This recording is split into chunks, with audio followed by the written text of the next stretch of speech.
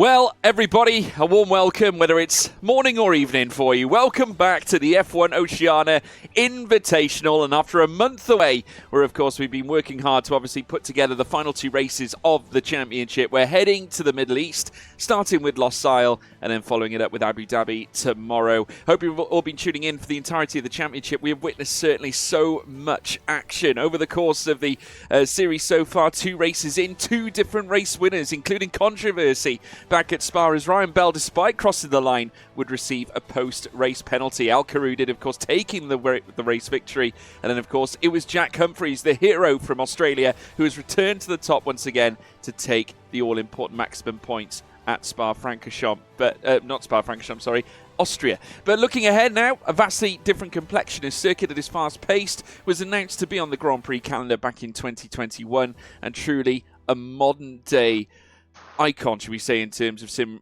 racing, and also that in real life as well. We welcome the Losail International Circuit to the F1 Oceania Invitational. My name is, of course, George Morgan, your commentator tonight. Joining me in the commentary box is the one, the only Sean Etherden. Sean, how are you, sir? Mate, good. Always good to jump in with these boys. I had the pleasure of being on the grid for the first ever Oceania Invitational. So, yeah, good to jump in the comms box, jump to the other side of things. A little bit more comfy on this seat with not having to worry about the stress of the car, and, yeah, hell of a track to commentate on. You know, Losail, twice we've been there in Formula 1 in real life. You know, sim racing world, it's been a hell of a track. A lot of people looking forward to Vegas and what that was going to bring, but the Qatar track brought a lot more to sim racing than everyone thought it would. Yeah, it certainly has done, and obviously we've witnessed so many battles, so much wheel-to-wheel action. I mean, I'll hark back to the PSGL Championship as well, where Barry Burman and also Jake Benham came together, ironically, heading through, and that was a mere qualifying. You know, this track can very much throw up thrills and spills, very fast-paced, the cornering in itself, fast-paced. There is literally not a slow-speed corner in sight near enough. Everything about this track is fast-paced, so it's down to the drivers to really find out where they can execute around this circuit, and naturally even the most minute mistakes can be punished. Just a little bit of housekeeping though, folks, because of course we got a lot on the line. We also have a huge prize to give away for you as well if you're interested. Next Level Racing, of course, proud partners here of the F1 Oceania Invitational. They are giving away an FGT rig, which I can tell you from experience, one of the best rigs currently out there in the modern market. If you want to get involved and have a chance of winning this truly fantastic prize, follow the Twitch channel, of course this one being the Oceania F1 Invitational channel, and type in !Next Level Racing. You can put yourself within a chance of getting yourself entered. You only get one entry each, and the closing date, of course, for that is going to be after close of play tomorrow. Remember, we've got another race to bring you tomorrow morning. You can also enter tomorrow. We will be announcing this contest again in tomorrow morning's stream as well. So make sure you get yourself entered. Remember, only one entry, but make sure you type in !Next Level Racing to be in with a chance of being, well, should we say, a winner and laying claim to the FGT rig. I'm a big fan of it. You know, I can speak from experience.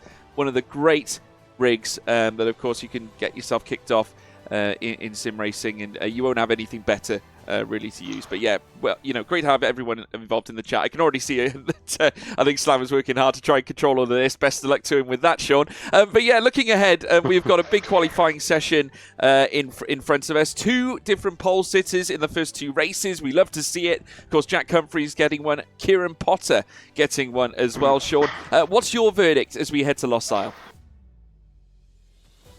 Well, yeah, you know, Jack Humphries, he's got the big namesake around him. I know that Losail did do a race around here in their most recent season that they finished up. I do believe Jack Humphries got the win there as well. So a couple of, probably about half the grid raced in that race as well. So they're already going to be chasing him off the bat. Obviously, Kieran Potter's got that pole position as well, but no wins to follow that up.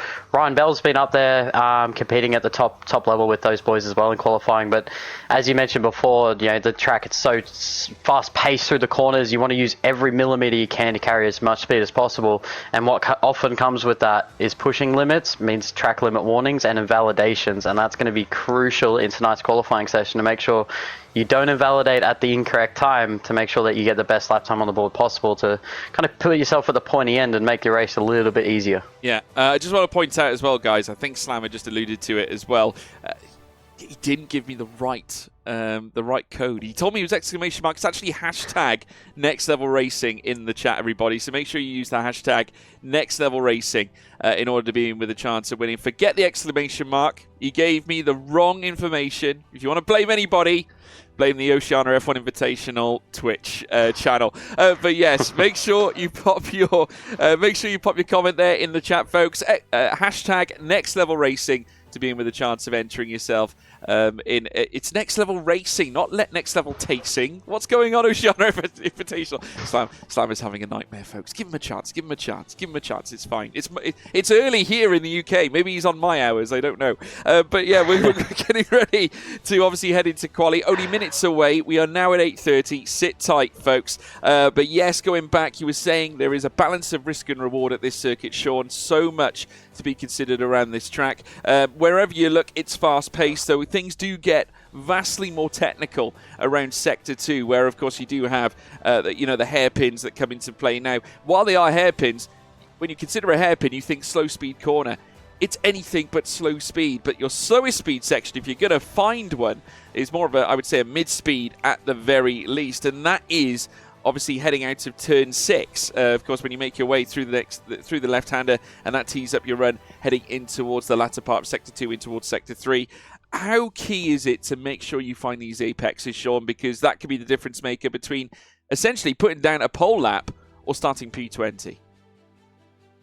Well, that's exactly it. If you're not hitting apexes, you're not carrying speed, not on an optimal line. So, it's all going to be about placing the car in the right spot, having the right setup on the car too, because, you've got to really balance it out here. You've got such a long straight down the main straight there with DRS, and we've seen DRS powerful in the past. The slipstream as well, massively important. So, having those two factors, how low do you want to run that downforce? Because if you run it too low, you're sacrificing your corner speed, but if you run it too high, you're sitting duck down the straight. So you've got to balance that out, and missing apexes, starting towards the back. We've already, as we covered, a lot of high-speed sections around this track, so overtaking comes at a premium around here. There's only a couple of really good overtaking spots where you can make a pass comfortably and cleanly.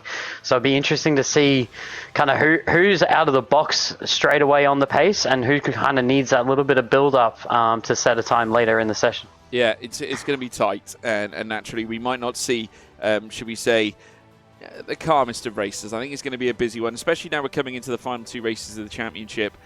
Drivers are going to start exercising their rights to make some really zealous overtakes. I mean, I'm looking at the likes of, if you want to look at your consistent main players, in fact, we can take a look at our lineup for this evening. I think we ought to take you through it because obviously it's quite compelling. Ryan Bell and Al Karudin, of course, Al Karudin race winner at Spa-Francorchamps after Ryan Bell's post-race penalty. Nevertheless, splendour at Red Bull as we see 2 of the top drivers featuring at the, it gives you wings team. Of course, we got Oscar King. I would say, arguably, one of the most consistent figures in the championship so far. Of course, has been in the podium contention every single time, and now lines up alongside Matt Pleavy at the Ferrari team as well. Gregory Prisbill and Blake Stevenson line up for Merck. We then, of course, have Jack Humphries, winner, of course, last time out to Austria as well, with Reese Fisher alongside him. Riley McKay making up the McLaren partnership with GeForce Leo, and Jacob Conius at Alfa Romeo alongside Carmau, as well as Bags Liddell at Aston Martin alongside Marcus Costa, who has also been very impressive in recent times. ACW 132 as part of the AlphaTauri lineup with FVR Tom, another one to watch too, with Jordan Arnold and Bargerman Cam as well, one to watch. Roscoe Arm as well at the Haas. Now, you can't count him out with the Simo alongside him. We're also going to take you through as well the results from round 1. These are the confirmed results as we see them. Of course, remember though, Ryan Bell, despite crossing the line, was not crowned your race winner. Al Karudin was the man to take victory on that occasion. The post-race penalty coming into effect against Ryan Bell, with Oscar King featuring on the podium. It wasn't necessarily the best result for Jack Humphries, who had his own issues to deal with, but managed to claw back a very decent points finish. That, of course, would change, though, when we headed into race 2. Jack Humphries would take victory at Austria, bouncing back after the hardships at Spa, with Kieran Potter coming home in second, of course, with 1 pole to his name. Riley McKay, who was also one to watch back at Spa, managing to bounce back after what was an unfortunate incident heading through towards Lake Com. He is now returning here once again. Well, obviously he returned back at Austria with a great result, a podium to his name, just pipping Oscar King, who stayed in 4th, with Al Karudin in 5th. But the drivers now getting set to head their way out onto the track here in Losail now. And no concerns about weather for this one, because, of course, it's dry, dry, dry. We are in the desert here at Qatar. And, of course, this is very much a nation that is bidding to become very much embodied in sports. Of course, we've heard, of course, the successful World Cup bid that has been put through here at Qatar. And they're looking to follow suit after establishing this circuit back in 2004 for MotoGP racing and World SBK. It took over 1,000 men to try and put this track together in the timescale, working every hour of every day right through to make sure it was ready for the inaugural event in October the 2nd, 2004. And then in 2021, in recent modern era, we have, of course, seen that the first Qatar Grand Prix was announced, and since then it has had its first race and also features on the Formula One game. But first now, we see the cars make their way out onto the circuit, and all of them looking to try and lay claim to a pole position. Will we see a third different pole sitter, or will there be a familiar face? Of course, remember, Jack Humphries and Kieran Potter both already obtaining poles this season. Can they do it again here at Qatar? Yeah, it'd be interesting to see what the boys can do. Oscar King, currently the lead car out there at the moment, trying to get those tyres right into the right operating window. And we didn't touch on it before, but tyres and fuel is a big factor that's going to come into play during this race. And having your tyres in the correct operating window, the track burns fuel pretty hard as well due to high aero, high throttle input as well. You're at full throttle for quite a decent chunk of this lap. Very rare to find you off throttle, apart from in that kind of technical section through the latter part of Sector 2. But we've also got the striking Las Vegas livery still on the Ferrari in the game, with the white all over it, which is always a nice little treat to leave that in the game compared to some of the stock liveries. But Oscar will lead us away, and then we've got the Mercedes on intermediates behind him. I do believe that looks to be Blake Stevenson, and then the Haas in behind him of Mo. Well, heading down the straight now, Oscar King is going to get us underway. Of course, one of the first cars to make his way through Turn 1 on a flying lap. As we now look to ride on board, and let's take a look at what Oscar can do here at Losail. And obviously, in contest, well, very much a contestant for the title as well. Now, whilst, of course, he is racing here tonight, a little unorthodox, you might think, because, of course, you do require an internet to play online. He doesn't actually have one at the moment, so he's currently racing from Slammer's location. He's at Slammer's home, racing on the rig over there to make sure that he can feature in tonight's action here in the F1 Oceania Invitational. So very good of Slammer to give Oscar King that privilege in order to make sure he can still fight for this title. And after his splendid results in the first 2 rounds, he has every chance to do the business, finishing in behind his close friend Jack Humphries back at Austria. Was 4th place for Oscar King on that occasion, but managing to feature on the podium in P3 at Spa in itself as he makes his way down in towards the next right-hander now. What can he deliver? Home straight beckons here for Oscar King. First time on the board. Let's see what he can bring into the forefront. Goes to the top this time, not quite. I think it might, no, it is a 120, 6.36 to kick us off, and a purple Sector 1, 2 and 3. Yeah, not a bad way for Oscar to kick that one off. He expected him to throw the sectors all alike, being the first car through. Blake Stevenson 7.8 seconds off the pace at the moment, and did a 28.4 on his run. He had intermediates on, and Simo looks like he actually invalidated his run. So as we mentioned before, invalidations already popping up early with the medium tyre on that Haas car at the moment. So he's just looking to see what kind of a time he can lay on the board to try and chase one down. We've got Riley McKay at the moment. He's going to come up to the line, get a little bit of a distant slipstream off of the AlphaTauri in front of him of FER Tom, and he just goes into P3 with Jack Humphries slotting in between the two of those guys to set himself in P2. Yeah, absolutely. Jack Humphries holding on though in second place to purple Sector 2 and Sector 3. But all the time gained from Oscar King in Sector 1 being the difference maker as to why he's still holding on to the top spot. The gap's, though, minimal in between them. Just over a tenth of a second between Jack Humphreys and Oscar King. The Simo coming into the pit lane, not content with his time whatsoever, as we join Marcus Costa in the Aston Martin familiar green, the racing green livery that has become iconic now in Formula One in the modern era, as we now wait and see what Marcus Costa can deliver. Of course, one of the true contenders as well was also impressive at Spa, has featured generally in the realms of the top 10, and in terms of the championship fight as well, he's got certainly lots under his belt, and obviously can bring a huge fight. 7th in the championship, as he now makes his way up towards the line now, starting 5th. Well, he was 15th, he's now 4th fastest. 1:25.493 is not representative, though, however. We would generally see the times at least in the 120s, as we're seeing our current fastest time with Oscar King in a 1:26.36, and Marcus Costa currently off the pace by 4.8 seconds. Yeah, definitely. Probably a factor in that one is he was using the green wall intermediate tyre. Kind of a lot of, you'll see some guys doing that. They're the kind of guys that might be looking for a bit of a delta to chase, looking for a number against themselves to see, you know, where they're at in the lap, see where they're gaining time, where they're losing time, and things like that, to kind of see where the track grip is at as well, to kind of gauge what they need from the car to make the little tweaks you can make while you're under Parc Fermé conditions, and make sure that you can get the most out of your car. Obviously, 3 qualifying sessions, and it's not so much about being the fastest in Q1, it's making sure you're not a part of the 5 slowest in Q1 to make sure you can see Q2. Yeah, of course, a small reminder of the formats that we have in the, should we say, the 3 stages of qualifying. Obviously Q1, Q2, Q3.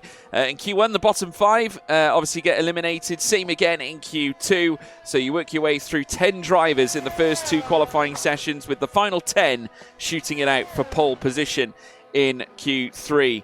So it's all just a case of survival here in Q1, certainly in amongst these 20 drivers. Of course, 15 will make their way into Q2, as I said, with 10 then in Q3. As we now watch and wait for Jordan Arnold to make his way around. Matt Pleavy is already out on track and commencing his flying lap as well. He's going to be joined by a plethora of cars. We've got the Simo FBR Tom, Jordan Arnold. In fact, Matt Pleavy just backing out of his fast run right now. Jordan Arnold just beginning his run. He's making his way through turn 1 now. Yeah, Jordan Arnold will be the one on the lap, so I didn't watch Pleavy. He's out, he's binned it, heading out of turn 1, in towards turn 2, got overzealous on the throttle, spinning the car, and he's into the Armco. That's Jordan Arnold's day in qualifying done, which means he will be starting from the back of the grid. Drama already here, with still 9 minutes and 45 still to go.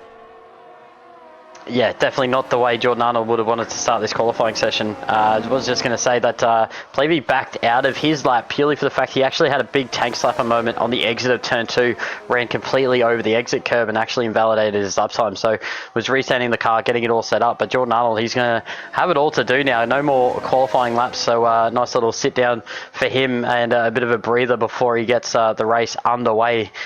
In a little bit of time now, but definitely not the way that Williams driver wanted to start this session. As Baha Mancam, he's just grabbed the fastest Sector 2 at the moment in the other Williams. So while one Williams doesn't have enough tyres on it to go around the track anymore, Baha Mancam showing that the Williams might have some pace here. Yeah, I think you will. Benjamin Cam now making his way down the straights. Amazing to think now that we're within the final 8 minutes and 50.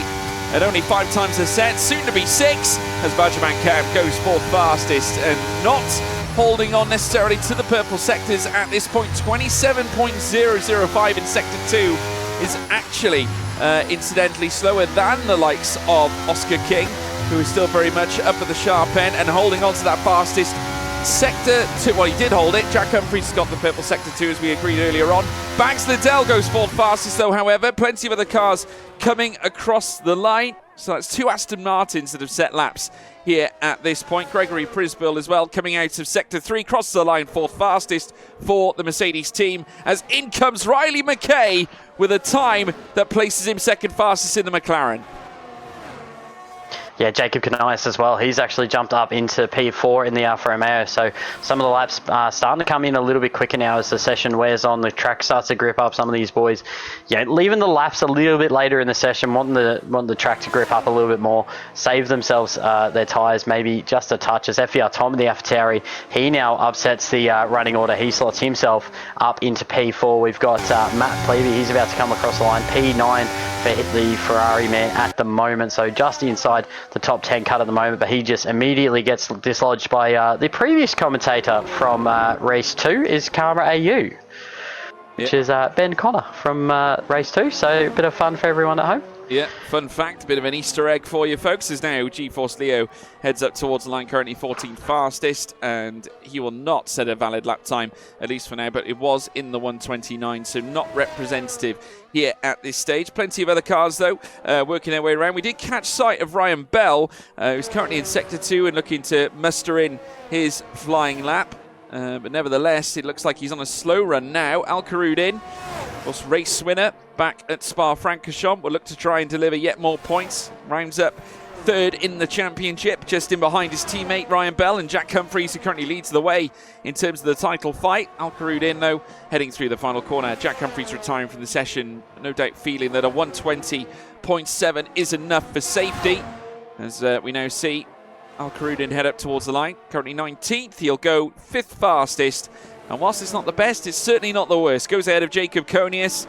He's in the top 5, a reasonable set of lap times, actually not too far off in the first or second sector. Obviously, you could always find a little bit more, but just over 0.3 of a second away from the top time set by Oscar King. Still yet to be beaten, but still, nonetheless, Al Karudin safe for now.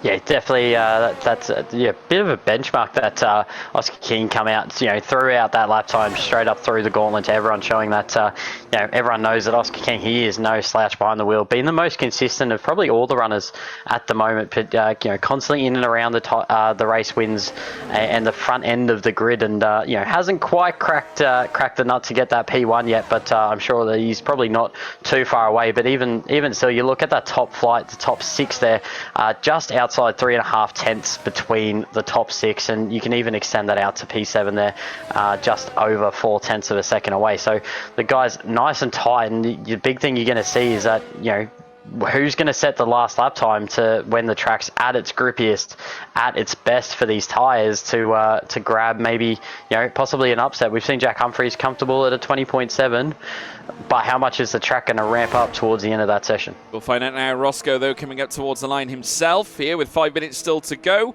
and lifts himself to 14th place, and that's no means safe. 121.9, very much at risk. Ryan Bell, who's yet to set a time, he's going to be one that, without any shadow of a doubt, is going to be looking to try and get himself into the top 15 in order to secure safety heading into Q2. Oscar King still undisturbed at the top, has not yet come out yet, but whether he will, I don't think he will. I mean, if Jack Humphries feels he's safe, then no doubt Oscar King and Riley McKay have very little to worry about. GeForce Leo also out on track. He's making his way into the pits too. Roscoe, I'd imagine, will be looking to come in to get himself a fresh set of boots on. He's going to need to try and regain safety. There's Blake Stevenson, who's currently finding oodles amounts of time here. Remember, his first lap, a 128.480. Trying to find something a little faster here. Runs a little bit wide over the white lines and comes straight into the pits as a result as well. And Ryan Bell also wasting very little time. And I get the feeling that this will be Ryan Bell's sole attempt here to get himself off the bottom 2, because of course if he doesn't set a lap here, there's not enough time for him to get back in the pit lane, strap on a new set of boots and doing another outlap. It's now or never here at this point. Yeah, it's definitely going to be a all or nothing lap for Ryan Bell, but as we mentioned before, this session's not about being quick, it's about survival. So, how much does he feel like he needs to push the car to see that next session? You've only got 3.5 minutes to go by the time he's going to cross that line. Doing minute 20s, you're only looking at 2 minutes 10 to circle back around and go back to the pit lane. So definitely nowhere near enough time on the clock. So this is going to be an all or nothing lap from Ryan as he runs up to turn 1, uses all of that entry curve, kisses the apex on the inside, grabs all the way out to the each curve. You can see the wheel there from John Williams hanging around, using every millimetre of road possible. So he's definitely not holding back on this one at all. No, he is certainly not. Sector 1 now will come to an end soon enough. Sector 2 will begin for Ryan Bell. And the bell certainly tolled near victory back at Spa, but it was robbed. Obviously taken away from him after a penalty that was brought in the dying moments after the race that would grant Al Karun and his teammate the race victory. Ryan Bell no doubt seething from that, looking to bounce back. It wasn't the case at Austria, but has every chance here at Losail should this lap time be stellar. Makes his way now, heading through towards the next right. Needs to make sure he primes this braking point here, because you've got a series of fast sections as he makes his way in towards the triple right-handers, the hexagonal curves of sorts, almost similar to what we see in Qatar, as he now makes his way around the fast left-hander. Now he's got another right-hander to come. The final one here on this circuit now. Can Ryan Bell toll the bell for pole, or at least P1 here in Q1? Can he do it as he heads up towards the line? The Red Bull flying as he does go fastest. A blistering lap here in Q1 from 0 to hero. Here in Q1 it's a 1:20.565 and 71 thousandths faster than Oscar King in second place. Absolutely huge lap from Ryan Bell. As they say, pressure does two things. It either bursts pipes or creates diamonds, and Ryan Bell, absolute diamond of a lap at the end of the session. Through the gauntlet down, Oscar King just retiring, deciding that he was pretty well safe. Unfortunately, he has lost his provisional pole position for this session, but having a look at it, mate, everyone from P6 downwards at the moment, not feeling like they're safe, apart from Gregory Prizeable and Jacob Kanias, who are both retired from the session. So everyone else, though, out on a lap. ACW, he's currently ending Sector 2, coming through that triple right-hander. Just missed that apex at the second one. Uses all the exit curbs. Some yellow flags for some slower-moving cars as he comes into the left-hander. Didn't quite get the run out there. You could see the car just had a little bit of wheel spin on the exit of the left-hander. Might have cost him a couple of tenths as he gets on the power out of the last right-hander in a straight that, compared to a lot of tracks, the finish line comes up to you quite quickly. This one just seems to go on forever. He moves himself just outside the drop zone in 14th place at the moment, but that is definitely not safe at the moment. Especially when you consider you've got drivers like Marcus Costa, Blake Stevenson as well, who is yet to set, should we say, a representative lap to the Simo, who hasn't set a lap at all yet. Ryan Bell obviously retiring after that. Incidentally, fun fact for you, none of Ryan Bell's sectors were purple. Still holding on to the purple first sector is Riley McKay, and the back two sectors are actually still held by Jack Humphreys, despite him being all the way down in P4. Absolutely outrageous, but the mere consistency on show from Ryan Bell, enough for him to hold on to the fastest lap of the session. That is absolutely sensational. And the top three also all within a tenth, if you consider that Riley McKay is literally a tenth slower than P1. Doesn't have anything to worry about now, though, as now the timer comes to 0. We're now in stoppage time. The Haas very nearly interrupting Marcus Costa's final lap here. Now, this is to lift him off P18. Can he do it? Survival of the fittest, as here comes Marcel Costa up towards the line. He goes second fastest. That will grant him safety in 31 thousandths off the top. A blistering lap, and relegates ACW into elimination. He is out. The Simo is out as well. It's down to Matt Plevey and Roscoe, who's going to jump out and move their way into Q2. Yeah, and you got boys still coming through just ahead of that bubble at the moment. So Reese Fisher, he's on a lap just behind Karma AU in the Alfa Romeo. So no improvement from Karma, so he stays P14. Reese Fisher jumps up to P12, gives himself that little bit of breathing space between himself and the bubble with only 2 cars left to run. Matt Plevey, he's coming through to the line at the moment. GeForce Leo pops himself into the top 10, but he was safe before he pops that up. Matt Plevey in the Ferrari, P9. So Karma AU will take no further part of this session. Roscoe jumps out of the session at the death, and that knocks out Blake Stevenson out in the Mercedes in the late call-up, and Karma AU not finding time on his last run, which has cost him quite possibly a chance of looking at Q2. Yeah, absolutely right indeed. I mean, that is a stellar showing, obviously, from those that have managed to drag themselves from near enough elimination, damnation here in Q1, but it has meant that we have lost 5 of the drivers. We've lost Reese Fisher, Blake Stevenson, Karma Ayu, as well as ACW. Well, Reese Fisher just barely staying in. He's in the top 15, so he is staying in. Blake Stevenson, Karma, ACW, the Simo, and Jordan Arnold after the crash earlier on, unfortunately, losing his place.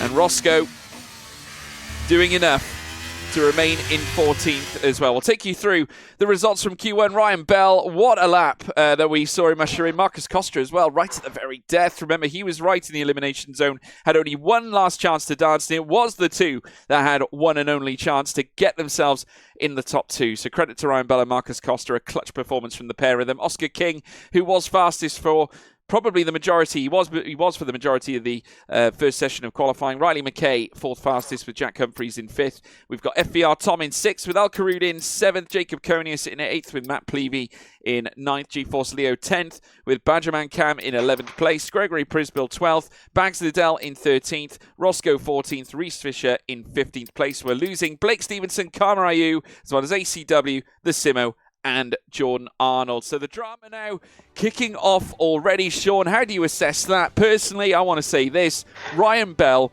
what a performance. Digging out the lap. It was one magical lap, it has to be said. The top 4 all within a 10th of a second.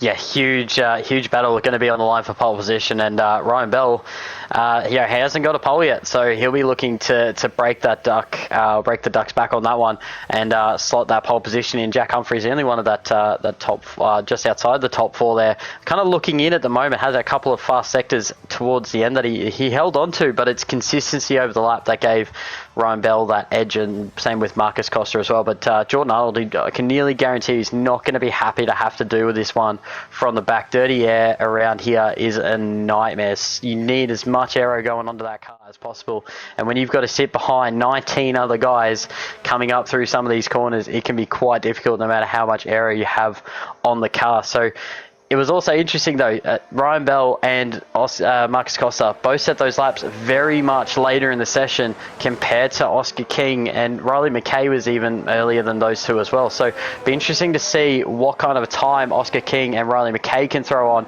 at the same level of track as Bell and Costa did at the end there. Yeah, no, absolutely. I think now that I'd argue that's fired a warning shot, I would say, to the other drivers on the grid. And I think with Ryan Bell losing so cruelly the race win back at Spa, it obviously burns, doesn't it, when those things happen, when those things occur, things out of your control, when you make mistakes and you get punished for it.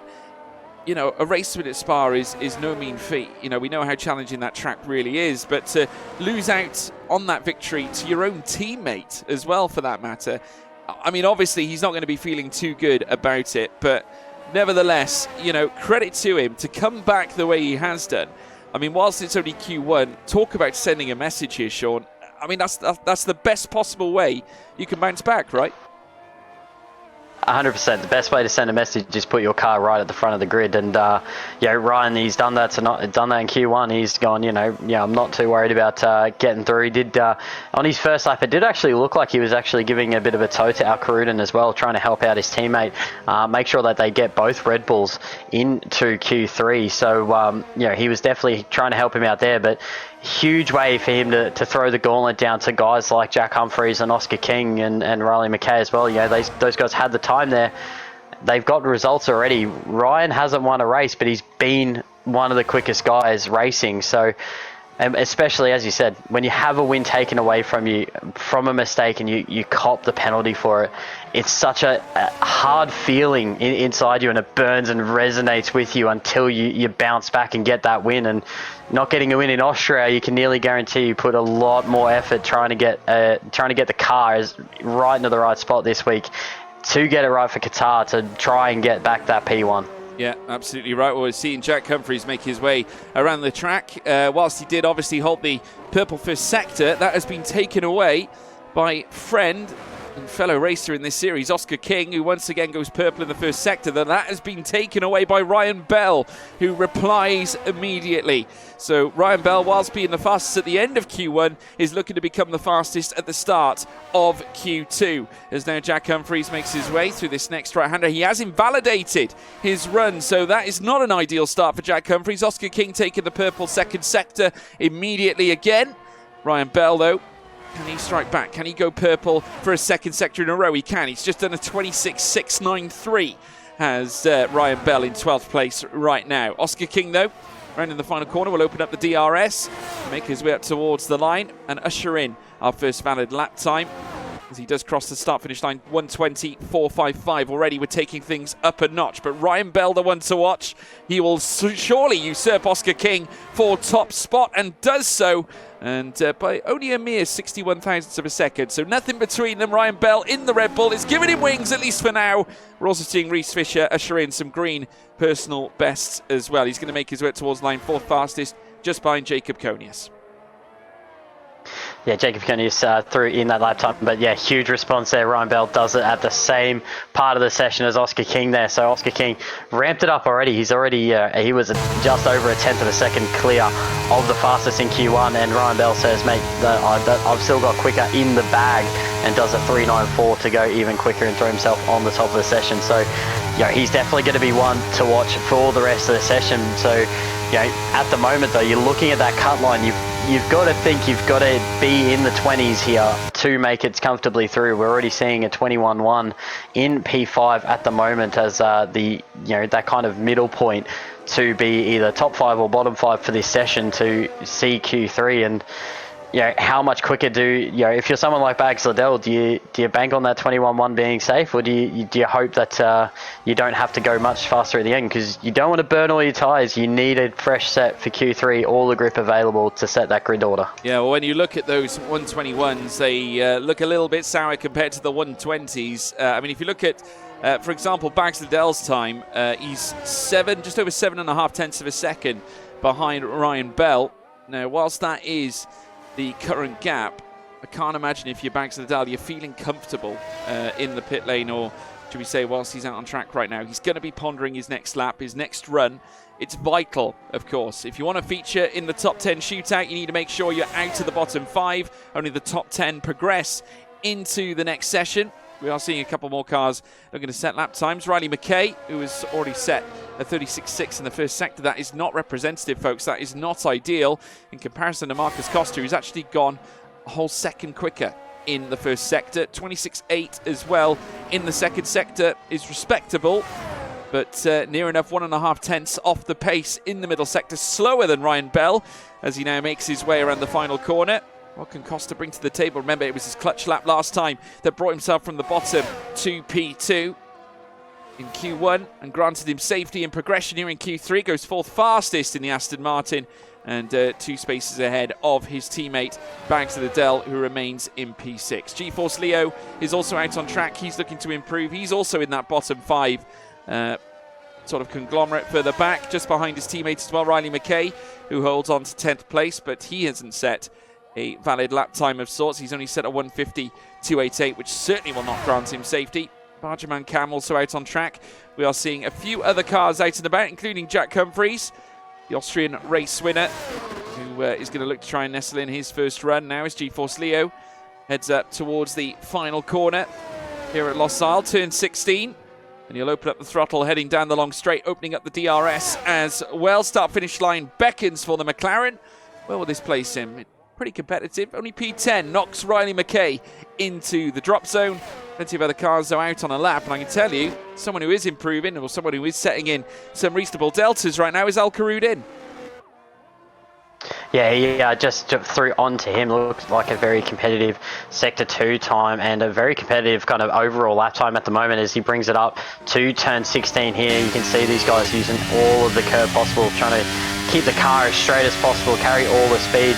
And once again, the start line will beckon for Al Karudin, only P3, so trumps it up there, but you've got 2 Red Bulls surrounding that Ferrari at the moment of Oscar King as FER Tom. He's just started another lap, so he's going to go quite early, and Riley McKay now drops himself in to a 20.5 as well into P4, but as we mentioned, that 20.9 marker that was mentioned before is Jack Humphries. 20.7 puts himself P7 behind his mate Marcus Costa in the Alpine there. So we're looking at it. You're probably going to have to dip into the 20s if you want to make Q3, mate. Yeah, Bags Liddell is certainly not comfortable now. P9, and as I said, still remains just over 7.5 tenths. But look at the traffic here that Badgerman Cam had to deal with. He has set a 26.5 in Sector 1, which is not far off Ryan Bell's first sector. And Sector 2, a little bit off the pace, but nonetheless, this might be enough for the top 10. As now Badgerman Cam makes his way towards the line, it does make it into the top 10. P9, Bags Liddell down on the bubble of elimination. P10 for now, he's in the pits, and probably, I'd say, he's twitching in his boots right now. Matt Plevey and Tom also out on laps. FER Tom making his way towards the final corner, and he's 5 tenths up. Yeah, huge lap here from FER Tom, looking around that 20.8 marker, which even still, given the time that these guys are doing and how close this grid is, at 20.8, while it puts him inside the 10, it goes even quicker, 20.5, so he slots himself. So 3 cars now in that 20.5 bracket. Into P5 goes FER Tom and the AlphaTauri. So even if you're Jack Humphries now, mate, race winner from Austria, one of the quickest guys has been a very quick guy in Australia for quite some time. Yeah, you've got 5 minutes to go. You're currently sitting P8. You're not exactly comfortable there because you've only got 4 tenths between you and the guy that sits 11th outside the cut line. Yeah, and I tell you what, incredible stuff indeed on display. Matt Plevey having a hard time as well. Has invalidated his previous run and has not moved a muscle off 13th fastest. Roscoe currently sat in 15th, the only driver without a time under his belt, coming into the final 4 minutes and 50. And Roscoe is bursting through the final corners on this circuit, turn 15, soon to become turn 16 now, as he looks to open up the door on a run down the home straight. DRS now opening up that rear wing. So Roscoe setting a 26.6. This isn't a bad lap time so far here from Roscoe. Could yet see himself in the top 10 as well? No. Losing out in the final sector. A good couple of tenths, in fact. Nowhere near necessarily representative. 13th fastest will need to usher in one more lap in order to try and ensure safety. So your bottom 5 that we could be saying goodbye to include Bags Liddell, Reese Fisher, Roscoe 212, Matt Plevey, G-Force Leo. Of course, Matt Plevey hindered by the invalidated lap time that he had on the previous run. He's currently in the pits though, however, and will have as much of a chance of as anybody to set another lap. But I think if you're Ryan Bell, Oscar King, the likes of Al Karudin as well, I think you can take solace in knowing that you're pretty consistent in the top 3. This isn't a bad performance here from those 3 drivers. Oscar King, once again, it's that same story that he's telling. That consistent story. Arguably, again, I'll say it, the most consistent driver on the grid this season, as well as Ryan Bell, who had that win taken away from him back at Spa. He's bounced back the right way. Al Karudin as well, chasing his second and to become the first driver this season to take 2 race wins. Yeah, those boys have been fast all season, and the thing, as they never mention it. You always talk about the guys that win races, and they say that they're the ones that win championships, but it's really not. It's the guys that they're not winning races, but they're there every race, and they're asking the question every race of everyone around them of what can you do to beat me. And Oscar King and Ryan Bell, they haven't won races, but there's a reason why they're up there in that championship fight that we mentioned before.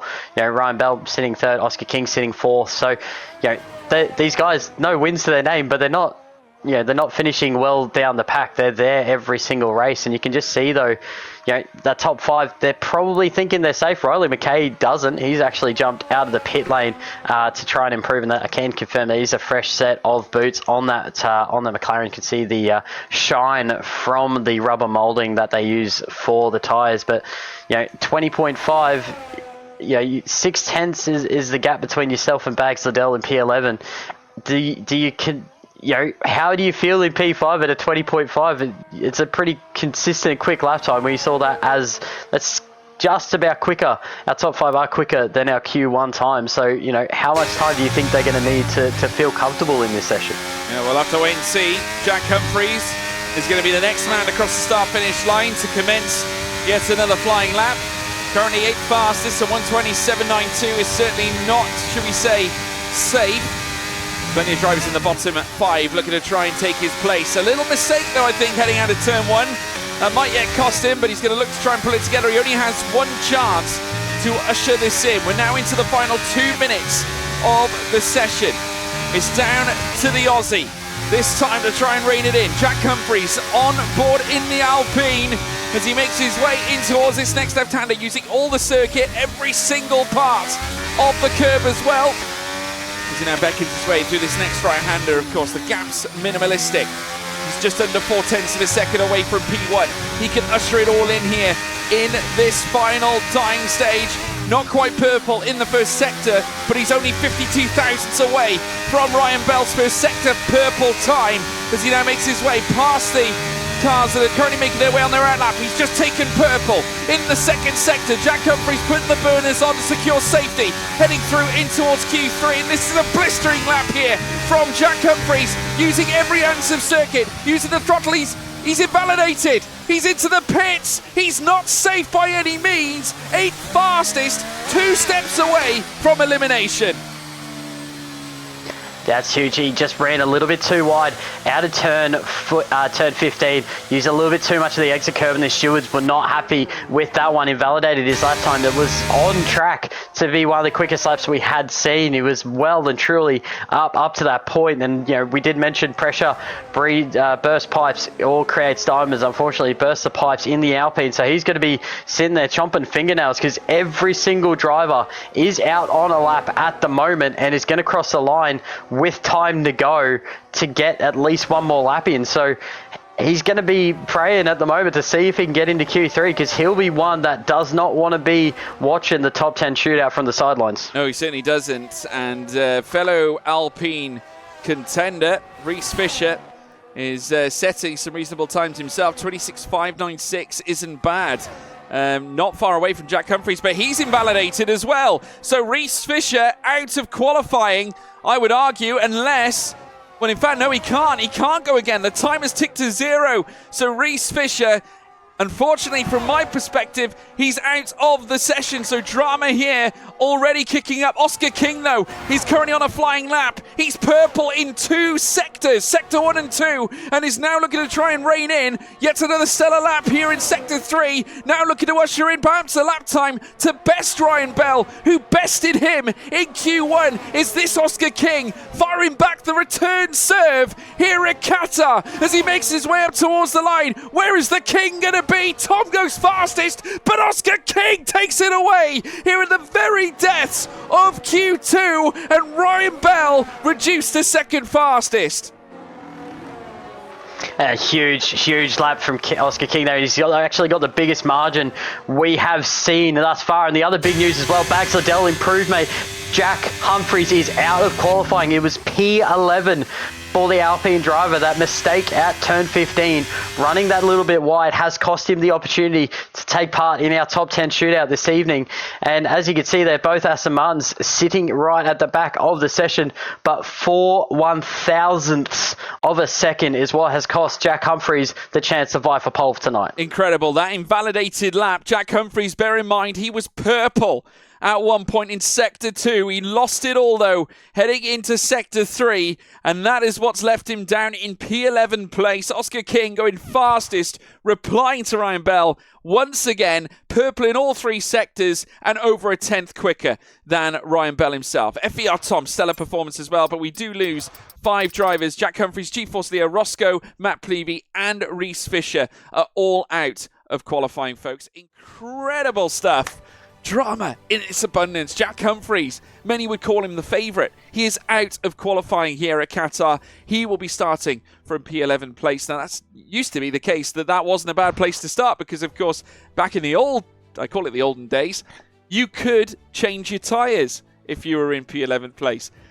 And the top 10 were obviously reduced to just sticking on the tyres they qualified with. But now that everyone can start on a fresh set of tyres, it's no longer a benefit. So it's a huge mammoth task from Jack Humphreys that he's got a huge task on his hands to try and progress from where he's starting in P11 to try and get himself into the top 10. Almost kind of reminds me of Spa back at round 1. Yeah, definitely. Jack didn't quite have the qualifying there, and we did see in the race he got damage early on for a front wing change. Had all types of different dramas in the race. He did fight back. He did end up in the points. I did believe he finished up about P7 in that race in round 1, but you don't want to be battling in the mid-pack. It's, if you're a guy like Jack Humphreys, you're leading the championship right now. You don't want to be battling in the mid-pack. You want to be fighting the guys you're battling in the title race. Oscar King, Ryan Bell, Al Karudin. Those guys are battling it out for pole right now, and they're putting themselves 10 places, at least for the guy that's starting on pole, ahead of Jack to start this race. And 10 places, it doesn't seem like a lot to most people, but when you consider the gap in points for drivers across our top 10, all of a sudden the championship just blows right open, and we still have, obviously tonight's race and then tomorrow night in Abu Dhabi as well to go. So Jack's got a lot of work to do. I can nearly guarantee you the visor will be down, the angry eyes will be on from the Alpine driver, but it's going to be a lot of work because out of top 10, they weren't split by much, only 6.5 tenths. Or just over 6.5 tenths, I should say, across our top 10 drivers. So there's not going to be much room for error when you're making through the field when it's that tightly bunched. Yeah, it is going to be so close. And what an interesting complexion. I mean, this has worked out, when you say beautifully, for Red Bull here at this point. And you've got to say, credit to Aston Martin, getting Marcus Costa and Bags Liddell through. They took both the bottom 2 places in Q2. They got through by the skin of their teeth. But the important thing is here, Sean, they're both through, which I think will mean a lot to them. But with the way that Ryan Bell and Al Kadurin kind of manage their races and manage their sessions, they always seem to work together. I would say if you're looking at a team partnership that's probably the strongest, you've got to say it's the Red Bull lineup. Oh, definitely Red Bull looking the strongest. Both cars constantly up there battling for the front 5 positions, if not the race win. And when you're working, in a team on a grid as as good and as competitive as this one is, it is a massive advantage, if not just that you have a quick teammate, but you have a teammate that will work with you and help you out up the front. Like Oscar King, he's the only Ferrari driver there. He's got to do it all on his own between these 2 Red Bulls. So if he's qualified between them, you've got 2 guys that are going to work together, help each other out to get the best results. And Oscar King, he's going to have to battle him with essentially one hand tied behind his back because he's fighting solo. Yeah, he certainly is. Ryan Bell, though, not concerned. He was purple in the first sector, but Riley McKay is back and has taken the first sector purple time, 26.3 in sector 1. And Bags Liddell will obviously be making his way around very shortly too, as we await the other cars to try and usher in their first sector times. Gregory Prisbill setting a 26.5.89 in sector 1, 26.6 going to Ryan Bell, though, in the middle sector. Grant's in purple, and this time Riley McKay does not steal it away from him. So Ryan Bell up towards the line to bring an end to his first run here in Q3. The shootout for pole is now underway, and he takes it straight away, provisionally, of course, but Riley McKay is going to go, no doubt, second fastest or better here at this stage after setting purple in the first sector. Green, personal best as you'd expect in sector 2. What's sector 3 going to bring for Riley McKay? Is it going to be a purple one again? Heads up towards the line. No, in fact, it's a little bit less, not too far off, but unfortunately for Riley McKay, lost an almighty second in the second sector. 27.6 against the 26.6 set by Ryan Bell suggests there's a massive error in the middle portion of the track. Jacob Conius now goes second fastest, with Gregory Prisbill third fastest. More cars crossing the line as Bags Liddell goes fourth fastest as well. And FER Tom there, another driver drops into the 20.1s. He's put in a 20.164, so another guy that we can factor into the mix. We've only had 3 drivers dropped into that 20.1 figure at the moment, being Oscar King, who hasn't set a lap at the moment. He's on an out lap at the moment. Still got 7 minutes in the session remaining, so still quite the amount of time. Ryan Bell and FER Tom dropping into the 20.1s this session. Still a little bit off what Oscar King was able to do in Q2, so you've got to think, has Oscar King, he's got the shotgun loaded. He might be at Slammer's house to race tonight. But how much does he want to get a race win and, not just prove he's not just consistent, but he's going to win races as well. Yeah, decent lap from Marcus Costa as well to go fourth fastest, faster than Gregory Prisbill. Sees himself just under 0.3 of a second off the top time set by Ryan Bell. And Bell now in the pits and getting set, no doubt, for another flying run right now. Oscar King is currently out on track, waiting to usher in his first time. I can tell you this as well. Al Karudin currently sat 10th fastest, obviously without a time under his belt. 26.3 in the first sector is very competitive. 26.7 as well, not too bad in Sector 2. Riley McKay's been disqualified out of the session. Wow. Now, bear in mind, he went purple in the first sector in his opening run. He has now been disqualified out of the session. That is extraordinary. Al Karudin now goes fourth fastest. So that's Red Bull first and fourth, with now Oscar King, the sole car, yet to register a lap time. So there we have it. Green already on show here for Oscar King, who has nearly levelled the fastest time in the first sector, and I can tell you it's very close in the first sector because you can factor in the fact that Riley McKay still has the purple first sector, but you can also throw in the likes of Ryan Bell, FVR Tom, who are currently also in the 26.3s. He's not alone though, there is others, because Marcus Costa and Al Karudin have also got close. Al Karudin, of course, setting that 26.3 as well. Oscar King, purple in the second sector, he's taken that away as well. Goes up towards the line, can he secure a fast time here? Just barely behind Ryan Bell, in behind 13 thousandths between the top two. The top three separated by 23 thousandths. The top three within 23 thousandths of each other. Extraordinary. Yeah, absolutely huge battle that we're going to see for pole. You'd expect these three guys all to hit the track again to have a big run right at the death of the session. Riley McKay, he was done for blocking the pit lane, so unsure what was happening there. His car was rolling around fine, so not sure whether it just ran out of fuel, and that brought his car to a halt and ended his session. But disqualification for him. He's not going to be too happy because he was another guy who had quite the pace throughout this session, and was probably one of the ones who was looking for a top 5 start. And as you mentioned before, fastest in Sector 1, and I did see a little error in Sector 2 and possibly more in Sector 3. So it would have been interesting to see what time he could have thrown up to maybe combat the likes of Oscar King, Ryan Bell and FVR Tom for this pole position. Yeah, well, Ryan Bell still holds all the cards despite the others getting closer. Oscar King, 13 thousandths behind. FVR Tom, 23 thousandths behind. There's quite a gap then to Jacob Konius in fourth, who's just over 0.2 of a second. And there we have it. Currently he remains fourth fastest. Big thank you to Bozer as well in the live chat.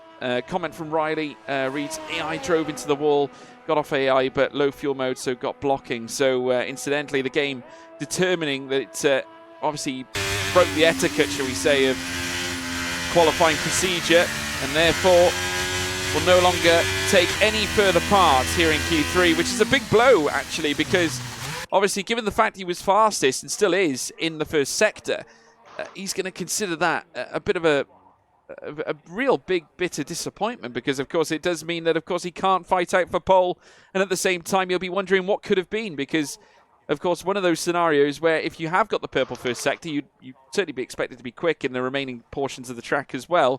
He could have no doubt contested with the likes of Ryan Bell and Oscar King. I would have firmly expected him to be as close as the top three are altogether. So I can imagine Riley McKay feeling bitterly disappointed right now, Sean. Yeah, he's definitely going to, well, it's going to light the fire in his belly for the race. It's a bit like what we had with, we were saying about Ryan Bell a little bit earlier, about having that race win taken away from him in Belgium due to a post-race penalty.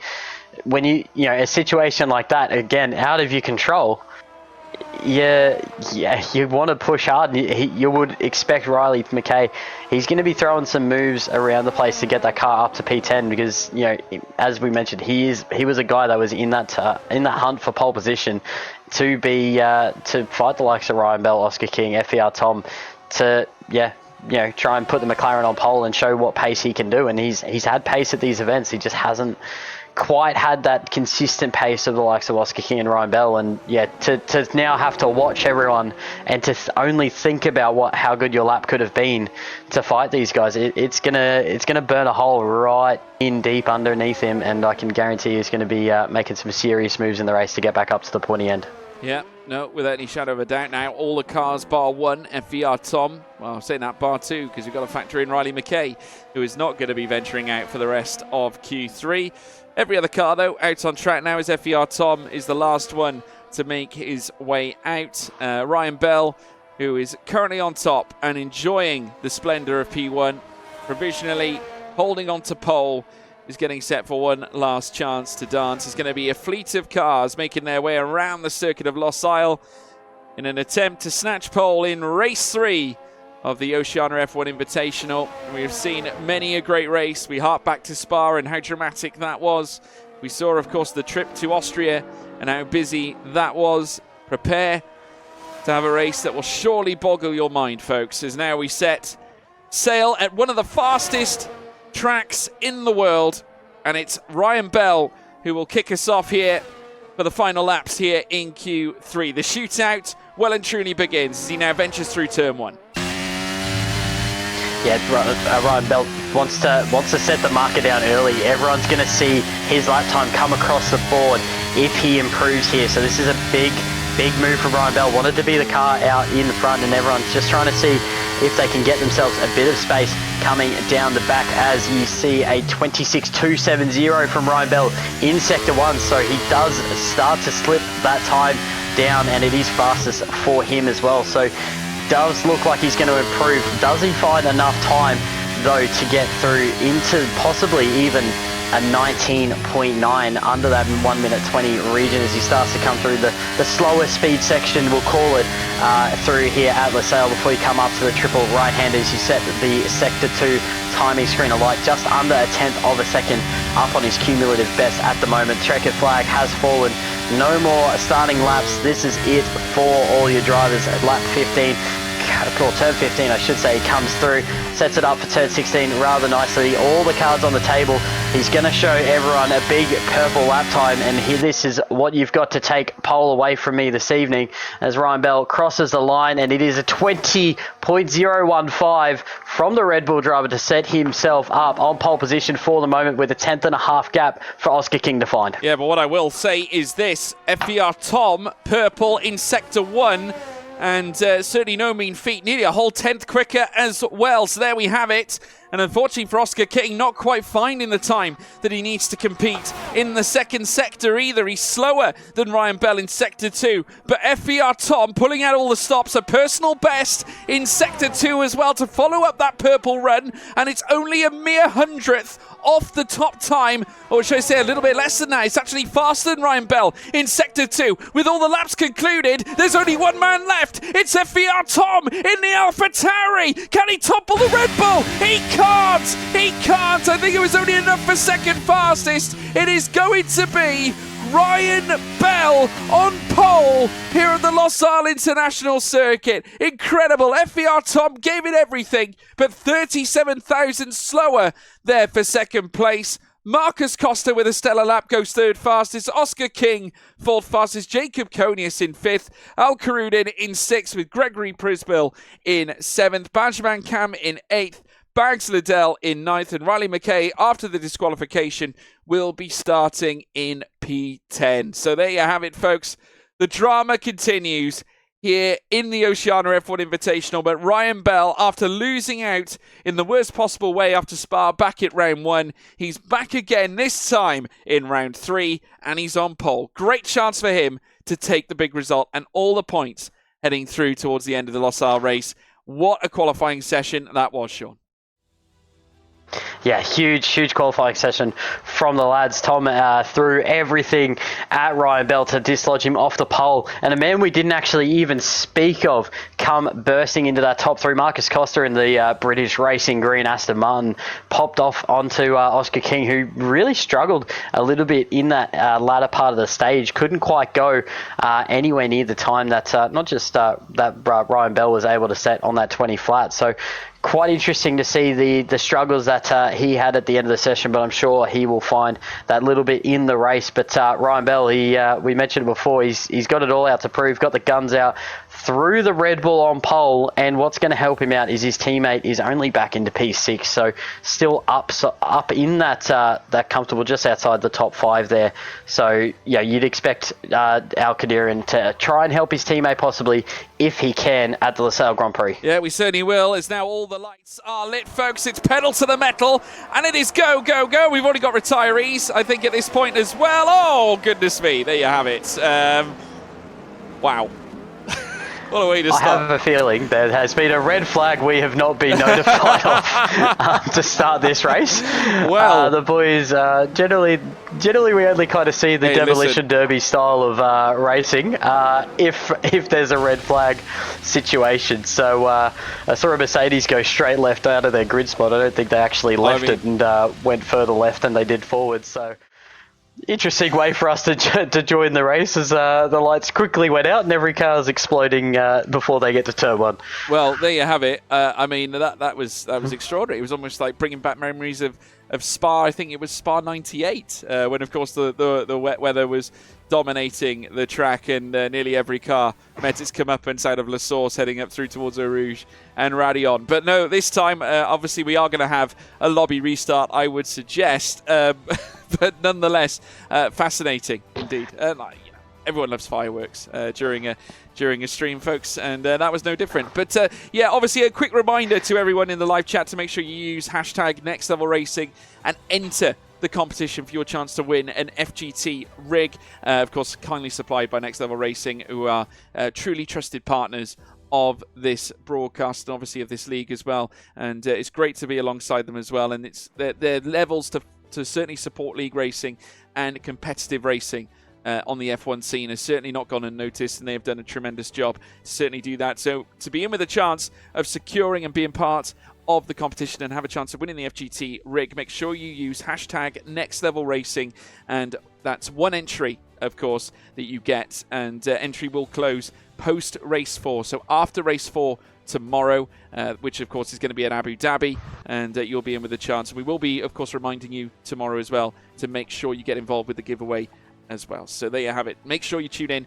and stay up to date. And the only way you can claim the prize is if you stay with us when, of course, we end the broadcast, because we will be announcing the winner after the race at Abu Dhabi. So make sure you stay tuned in to all of the broadcasts. So yeah, looking forward to obviously yet another race. We will be sitting tight and getting ready for the new lobby restart. I know for a fact that they're going to work on it right now, so sit tight. It's going to be a lot of fun. Though, looking ahead to this race, we look back at the poles record. Once again, it's a fresh face on pole, Sean. We've gone from 2 separate poles to now 3. It's Jack Humphreys, Kieran Potter, and now we can add Ryan Bell to the list. Obviously, perhaps someone we should expect to be at the top based on what we've seen from him in race trim, but it's great to see that he can do it in the quali trim. Yeah, definitely. It's one thing you find. Some drivers they struggle with one lap pace, quite have exponential race pace improvements, and they're able to cut their way through the grid, and be huge for Ryan. Not just to get the pole under his belt, throw the third different pole sitter under the wagon for this OFI, but to also kind of be still looking at bouncing back from what happened in Spa. To put your car on the front of the grid, you not only sent a message to everyone that you're the one to beat in the Grand Prix, but you've got the quickest time there, and you've got the quickest car through qualifying. So how everyone else is going to see that and how everyone else is going to try and chase that, it's going to be up to them. Oscar King, we've seen before. He was quick all session. Couldn't quite get the job done. He is sitting down in P4 for this one. But again, another guy who was consistent through the whole session, was always up there in that top flight of drivers throughout the 3 qualifying sessions. So be interesting to see what he can do. And guys like FER Tom and Marcus Costa, who are up in the battle and up in the front 2 rows, they're going to look to upset the order of things. There is no driver on this grid that I know that would want to be sitting quite happily where they are, will take their place. That everyone wants to win an OFI event. They want to get on the podium. They want to show that they are the best driver at Oceania. The only way to do that is to finish P1, not just in the races, but in the standings as well. And for Jack Humphreys, who is our championship leader, it all to do from P11. Yeah, he certainly does have it all to do. It certainly was not the best possible start that he could have had to get eliminated like he did. That invalidated lap in the end of Q2, certainly placing him where he was. But in terms of predictions, Sean, who are you looking at, should we say, to take race victory here? I mean, do you look at your consistent players? Do you look at your Oscar Kings? Do you look at your Ryan Bells? Looking on the form books, I would say, going through Q1, Q2, Q3, I suppose the one element you can take from this is that it was Oscar King and Ryan Bell that have consistently performed and been in that top 4 equation. Now, obviously, strategy comes into play during the race. So that could make pace and everything else null and void. But can you confidently turn around and say that from what we've seen from qualifying is enough to determine who we can expect to go, should we say, and take the victory here tonight? I wouldn't say so. The only reason I say that is the nature of this track. It offers up so many different levels of thought process behind it. The tyre wear is big around here. We saw it in real life F1. They had tyres exploding off the curbs. They were under restrictions to have to make a certain number of pit stops during that Grand Prix, and it's no different, ironically, in the sim world. The tyres wear out, they hit their drop-off points, and when they hit their drop-off points, it gets harder to control the car. If you've not got the setup in the right window, you're going to make mistakes, and when you're riding the curbs and pushing the limits of the track to make sure you're up in that battle, you end up sometimes you find the limit too much and you end up going over it, and that leads to mistakes and leads to spins. And another thing we didn't touch on yet is going to be the corner cut warnings. Keeping those down throughout the race to make sure that you don't have a post-race penalty applied is going to be another big factor for this GP. And given how close our grid is, I don't think you could really pick out one solid person that you could say 100%, yeah, they're the favourite to win this race, because the gap was so tight. Even just between the top four by the end of qualifying, there was a tenth between the four of them, that any four of those guys could win. But given the nature of the circuit, you could have someone like a Reese Fisher or a Jack Humphreys come from further down the order. We don't know what the pace of Jordan Arnold's going to be like, because we never saw a lap from him in qualifying. He could have been the quickest car and been fighting for pole, but we didn't see it in qualifying because he had that spin out of turn one. So it'd be interesting to see what strategy people play for. Do you go longer and try and go for an overcut with fresher tyres at the end? We've seen that work at other tracks. Do you go early, get the fresher tyres and try and hold them off at the end as your tyres start to fade off? There's no one guy I don't think you can pick to win this race, not just because of how close this grid is, but what the difficulties this track could throw up. Yeah, no, absolutely. There's certainly a huge risk element. We are getting ready to go into the lobby as well, guys, so sit tight.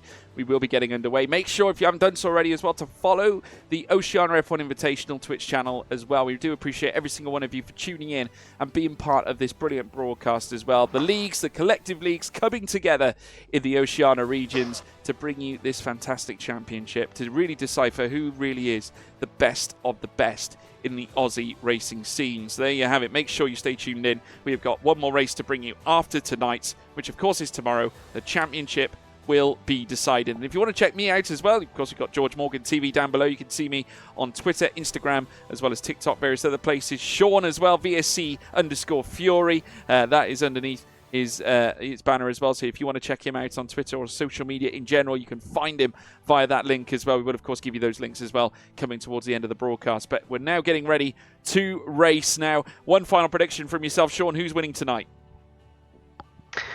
Look, we'll go with Old Faithful and we'll call it the FIA dubiousness that we were discussing earlier. But I think Oscar King is going to come from P4, and I reckon he's going to put his Scarlet Red Ferrari to the W today. That's the prediction call. I've had raced with Oscar King plenty of times before. I've seen him, watched him do his incredible driving, and I think tonight's the night that he gets that P1. Ryan Bell was quick, but Oscar King, he's got that consistency, and he wants the race win. He doesn't just want to sit on the podiums. He wants to battle those guys. He wants to win races, and I think tonight's going to be a good opportunity for him to do that. Yeah, well, let us know in the live chat as well, folks, what your predictions are as we get set to go racing here at Losail. Lots on the line here as well. We could yet see a third different race winner to go along with the names such as Al Karudin and Jack Humphreys, both, of course, not necessarily qualifying the fastest here in this session. Of course, we could be witnessing yet another twist in the tail. It could yet be our third different race winner in 3 races. We've already had 3 different polls. It could yet be 3 different race winners. I can already see some comments coming in as well. Venti Gaming saying bags to do a Bradley. We've got Ryan97 New Zealand, Greg to win it all. Make sure you let us know, folks, where your predictions are, and we will read them out in the live chat prior to the lights going red and us going racing here at Qatar. But the championship fight still in very hot contention, with Humphries currently leading the way. Ryan Bell not far behind. Al Karudin in the mix as well. 32 points for Ryan Bell in 32 points at the top for Jack Humphries in the championship, with Ryan Bell 29, not far behind, only a mere 4 points away from the top, as now all the lights get lit here at Losail. And we put pedal to the metal, and it is go, go, go, go, go. Ryan Bell gets off the line. You can see already OFI4 challenging him as well. Marcus Costa round the outside in towards turn one. The Aston Martin takes second place right at the get-go here. Tries to challenge Ryan Bell, but Bell shuts the door here in the opening lap as they get underway. It's Bell, Costa, Tom, Oscar King doing battle with Al Karudin and successfully takes fourth place. Yeah, Oscar King just managing to hold on there. Al Karudin getting a very nice start, already up one place. But having a look at the tyre situation, Riley McKay is the only driver who's gone onto the medium tyre. You've got the Simo further down. He's gone onto the softs.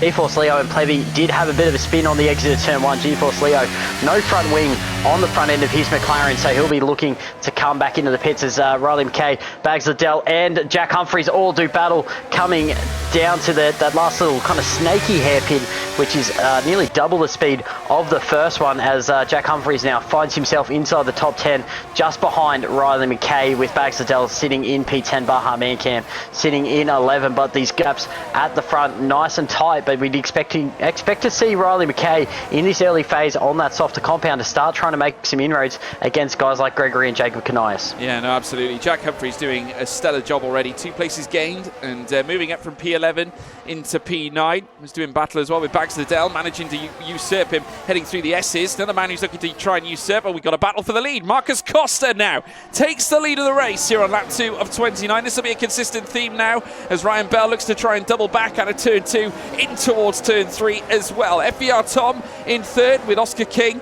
not far behind. We got more squabbling going on further back. Riley McKay not content with staying where he is, side by side with Jacob Codius, takes 6 away here in lap 2 as well. Already kicking off the fireworks, getting underway very early into the race. And look at Jack Humphries down the inside as well of Gregory Prismal, Mercedes v Alpine, as they go wheel to wheel, heading through towards the next right-hander. Humphries takes the place, 3 places up from where he started. What a start here, Sean.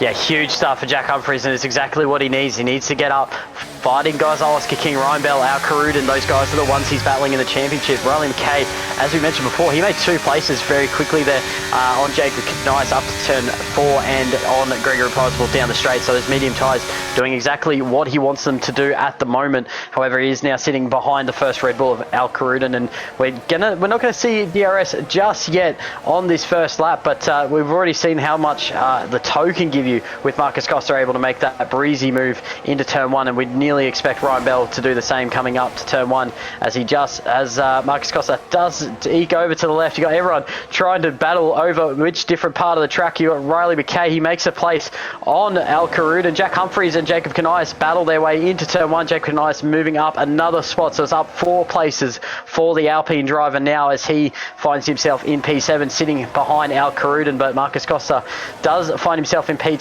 and probably a little bit more under threat from OFI4, who sits third. Yeah, and this is impressive from Jack Humphries, because it's not as if he is on a faster compounded tyre. He is also on the hards, and is now breathing down the neck here of Al Karudin. Now, if you're Riley McKay, you're going to have a great deal of concern. You're on the medium tyres.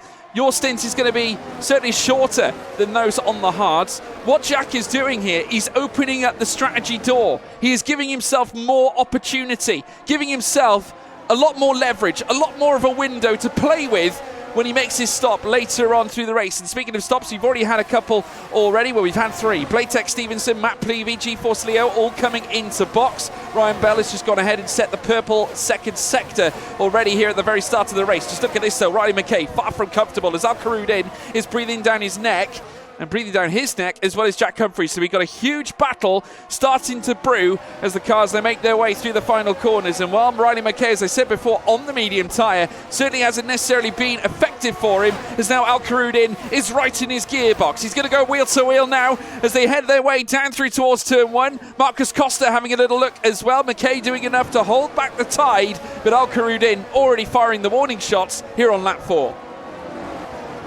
Yeah, those medium tyres, great way to get yourself up places early, and we've seen that from Riley McKay. Did have that DSQ in qualifying, so he's up 5 places at the moment. Definitely worked in this initial phase, but once those hard tyres come into working window here, they are a very nice race tyre to be able to go and do your thing. And what we're going to see is that these guys are going to all have medium tyres around Riley McKay as he's on the hard. So it'll be interesting to see what kind of a gain he gets from coming in with an undercut as Blake X. Stevenson decides he is not going to take any further part and parks up the Mercedes in the pit lane for this evening, and that would be his night done. As we did see before, some of the guys not quite able to make use, but a long DRS train from Ryan Bell further back.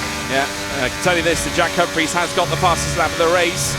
He's got a 124.563, which is very impressive. Race trim very much suiting Jack Humphries here. It might be the case that played a big factor in his quali run as well. Of course, some of these drivers, of course, parc fermé conditions and all that, the drivers might have ushered in a race setup that isn't necessarily ideal for the quali phase. As now we see the cars make their way down the stretch. Look at this, Riley McKay defending aggressively. Marcus Costa now takes the lead again here on lap 5, as we also see Riley McKay defending to the inside, to the outside, becomes the inside. Humphries, though, did not get the message, takes 6th place away from Al Karudin, but contact between the pair as they make their way through the next left, and Al Karudin tries to get his nose back in front. Humphries says no, retakes 6th. Al Karudin reduced to 7th again. They make contact nose to tail, but the Alpine doing enough to hold on to 6th. Splendid display from Jack Humphries against all forms of tenacity thrown at him from Al Karudin. Al Karudin threw all the shots possible, had pretty much the wings flying off feathers, if you will, coming at the Alpine driver to get him past. And Jacob Canais, he saw an opportunity there and nearly forced his way down through or round through to get up another position past Al Karudin. We've got him down at P7 at the moment, so he has lost a place. As 5 places up for Riley McKay and Jack Humphries is the beneficial of the race at the moment, with Roscoe Arm and Matt Plevey both picking up the first of the time penalties this evening on lap 5. This early on, you've got guys already hitting a max warning limit, and you have a look at it. 17 guys are hitting that DRS window at the moment off of Marcus Costa, and we saw how potent it was for him down the straight. So it'd be interesting to see what Oscar King can do, as he's just having a little bit of a nibble here at FBR Tom, and he's going to get past it. Just has a look down the inside. It becomes the outside, though, at turn 2. Ryan Bell does hold on, but a little bit of a switchback in the works for Oscar King as he comes through the kink at turn 3 and runs up to turn 4. Opens it up to the inside, has a bit of a look at the Red Bull, decides nothing doing there, and he slots back into the line. But Oscar King now up into P3 as these top 4 are putting on a show for everyone at home. He certainly has done. The Scuderia Ferrari opened up the door heading in towards turn 1, was brave enough to send it up against FER Tom, the AlphaTauri. The 2 Italian constructors, Ferrari and AlphaTauri, coming together. The AlphaTauri reduced to 4th place, with King now occupying 3rd place. He's back into the podium segments again. Again, we talk about the consistency. It's on show here from Oscar King. Also on the hard tyre compound strategy, the same one being utilised by Jack Humphries, who got in very close in behind Riley McKay as well. Absolute madness already. And McKay under a lot of pressure as well. Matt Plevey's also retired, so that's 2 cars that are now out of the race. And look at Humphries all over the back of the McLaren. The Alpine looking to do the business. Remember, he started P11. He's very nearly worked his way up half the places in towards the top, and has done that in the space of 6 laps, soon to become 7. That is extraordinary from Jack Humphries. He might have a chance here to actually escalate this even further. Now, as Oscar King, we can just see him. There's a car leaving the pit lane. That is Matt Plevey's car making its way back out onto the track, and he has retired from the session. Jack Humphries making his way through. Ryan Bell and Marcus Costa coming together, though. Marcus Costa, who had the lead, and again being doubled back on and being asked the big questions here. King now favouring a look here for P2 this time as well. God, this race really kicking off here on lap 7 of 29. We've got a long way to go, folks. Very much a stamina test despite the speed here. Jack Humphries going in deep as well as he makes his way around inside line against Riley McKay. Medium tyres v hards. They go wheel to wheel. Humphries with the nose in front takes the place. 5th place now for Jack Humphries. He's more than halfway closer to the top. What a drive, a sterling drive from one Jack Humphries. Huge effort on this starting grid, and he's just put himself against that early medium runner of Riley McKay to basically put himself on the same level playing field with Oscar King and Ryan Bell, as well as Marcus Costa, who's doing quite well at the front. I've been having a look at it. Apart from FVR Tom has the most battery of those around him. Jack Humphries, though, while he's been making the places, he has been absolutely throwing the battery to work. He's only got 20% remaining at the moment, and while he's sitting in a DRS trade, it's not going to be affecting him too much. But if he pits later than everyone else, you need that battery to push on your in-lap to make sure you can maximize that as much as possible. As you see cars strafing all over the straight, trying not to give each other his toes. Al Carudin has a look at Riley McKay. He had a look at Jack Humphries in front, couldn't quite get down to the inside. Al Carudin sits on the outside, unable to get past Riley McKay. A little bit of nose-to-tail contact between the Red Bull and the McLaren driver, as Oscar King, once again, he's verging onto that inside, nearly just showing the nose at every other corner, reminding Ryan Bell that if you make a mistake, mate, I'm going to throw it down your inside and take that P2. Yeah, of course, Al Carudin, your race winner back at Spa. Of course, that was all decided after the post-race penalty that was delivered to Ryan Bell. Ryan Bell occupying second place, still with a chance of laying claim to his first race win of the season. He secured pole. Very much like to add to that record as well. A first pole and a first victory in one weekend at Losail could make the difference to his championship charge. Although Jack Humphries has other plans, as does Oscar King. Currently sits third place. Marcus Costa with another sterling drive as well, back to the top end. Now, this wasn't necessarily pace that we saw right through quali. Marcus Costa was showing flashes of it in Q1. You can see flashes of it in Q3 as well to garner Aston Martin placement higher up. GeForce Leo is now retired, so that's 3 cars now out of the race, and they are all the cars that have already boxed throughout the start. They were the first cars to box at the very start of the race. A mistake by Al Carudin, who gets all bent out of shape. Jack Humphries as well going wheel to wheel, this time with FVR Tom. Another place gained here for Humphries and the Alpine, who is now on the precipice of the podium places. I'm running out of adjectives, superlatives to say about this man, but he's just outside the podium place now, and he's now looking to try and room up on rival and fellow friend and competitor for the championship, Oscar King as well, who immediately goes defensive. Yeah, Oscar King, he's having a look. It may even be that he's trying to maybe squeak some extra air into the front air, into the air intake of that car, trying to keep the temperature down. We don't just consider the dirty air effect onto the cars. There's also this, this hot air from the car in front. It increases your engine temperature. A hotter engine means less performance in a straight line. So if you're running a high aero setup, the worst thing that you can see is a high engine temperature. As Riley McKay is dropping down the field at the moment, but unfortunately he's disconnected from the session. So it's an AI car doing battle for his McLaren car at the moment. So hopefully everyone can kind of squeak past that AI car with no issues. The only thing is it has broken up our pack a little bit with Roscoe Arm outside of that 1 second window to the cars ahead. So it'll look like it'll be a 9-car battle up the front with Jack Humphries.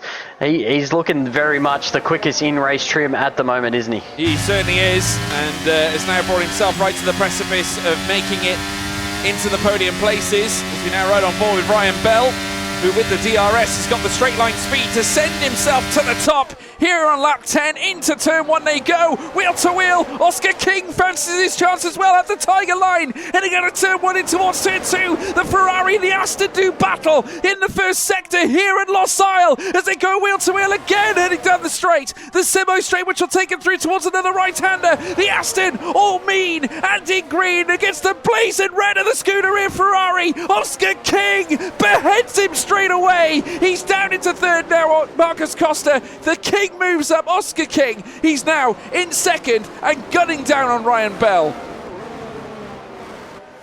Yeah, definitely. Jack Humphries having Oscar King there, making his move on Marcus Costa, and he's going to have a look with Jack Humphries to try and get back in amongst the title fighters. These two start to kind of gap away a little bit at the front. Marcus Costa not having a fun time with losing those 2 places. FVR Tom still hanging around there at the moment, and I was just trying to get Riley McKay in or back into the session at the moment. So I'll let you run things. I'll try and get Riley back into the session so he can get back underway. Yeah, well, we're riding on board here with Jack Humphries, who has really put in the groundwork to bring himself in the podium equation. FVR Tom as well chasing after him. The gaps are starting to equilateral out across the top 4. So FVR Tom is quite close to the back of Jack Humphries now this time around. Of course, Humphries has been touted over many years as a as one of the brightest talents to come out of the Oceania regions, and has been very much touted as well for a top-end F1 esports seat. Currently sitting in the realms of F2 in PSGL as well, and trying to demand, well, in WR, and demanding his very best, and looking to usher in even bigger results in the higher end of league racing. But look at the tyre wear difference as well. Obviously, while Jack Humphries is going to work, it goes to show that the amount of leverage has been placed on the front left tyre. You can just see the percentages are vastly different across the board. So that's something the drivers will have to manage. That is down to mere setup, everybody. And obviously, with Jack Humphries now looking to try and usher in, obviously the race trim setup is definitely favouring him as opposed to what he might have used in terms of qualifying. Of course, we get some drivers who are perhaps a little better in race than they are in quali. And Jack Humphries certainly looks like one of those right now. Fourth fastest and chasing after Marcus Costa, who, whilst he was leading earlier on, now sees himself third fastest in behind Oscar King, with Humphries now breathing down his neck. The drama started to kick up here on lap 11, soon to be lap 12. Humphries opens up the DRS as they now make their way down the straight. Oscar King now looking to perhaps maybe try and take the lead of the race for the very first time. Doesn't, but still manages to rein himself in closer to Ryan Bell up at the front end. The Ferrari doing a sterling job, as it always does so. And in its, of course, Vegas livery. That is a special edition release DLC that has been brought to the table here by the Formula One game. Still very much on show here at this very time, even with the season coming to an end. But it's Ryan Bell on top, 3 tenths now, 4 tenths clear up at the sharp end. And after muscling in with a stellar qualifying lap, he'll be looking to bring this one home. We're only on lap 12 though. We've got a whole 29 laps to bring you here in the F1 Oceania Invitational, and it's been stellar so far. Yeah, these boys are absolutely putting it on in the top 9, all still battling under that DRS fight at the moment. So, you know, they're all going to be biding their time maybe a little bit.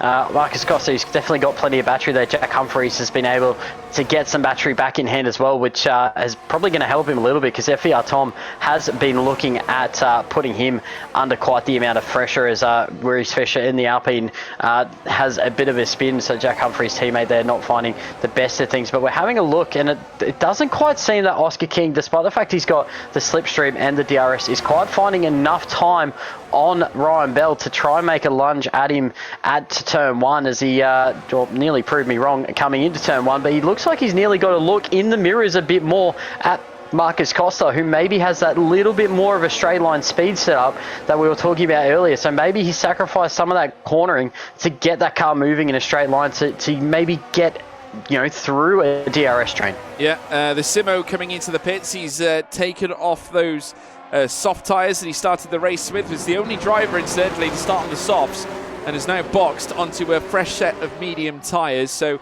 interesting strategy there as far as the Simo is concerned. Obviously, those mediums are going to start feeling a little hoarse towards the end of the race. Riley McKay, incidentally, not having the best of races at all. Remember, medium tyres is where he started. He was in the top 10. He is now down in 15th. That is not a pit stop, ladies and gentlemen. That is just the mere fact that he's obviously had an issue and has seen himself drop down towards the tail end of the field. It's still Ryan Bell, though, up at the sharp end, leading the way. Half a second now separates him and Oscar King. Marcus Costa in third with Jack Humphries 3 tenths away, and Tom, who currently sits in 5th and within near enough 2.5 tenths away as well. Al Karud currently sits there, and in come the cars now. We're seeing pit stops already. Oscar King beckons his way in. Marcus Costa comes in as well. Jack Humphries stays out as he makes his way down towards turn 1. So Bell remains the leader. Humphries now in second, as now we see more and more cars look to change off the hard compounded tyre.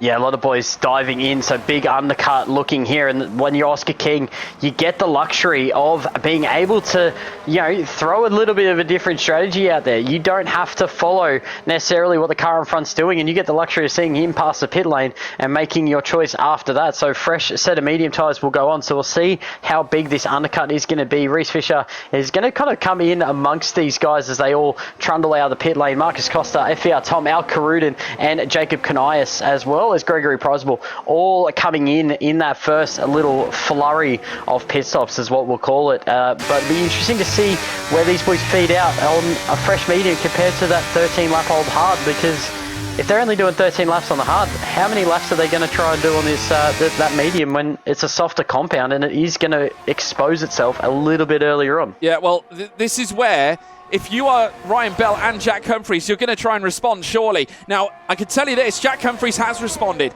He's gone purple in Sector 1, and he's gone and set a personal best in Sector 2. He is pushing right now. He is looking to try and gun for it, and in they come, straight away. So Ryan Bell responding to the pit stop that was made by Oscar King, as well as many of the other drivers. This is the moment where we see if any of it worked. To look at King. He's under pressure from Riley McKay. Now, that's going to cost him needless time. The question is, what's that going to do when Jack Humphreys and Ryan Bell leave the pit lane?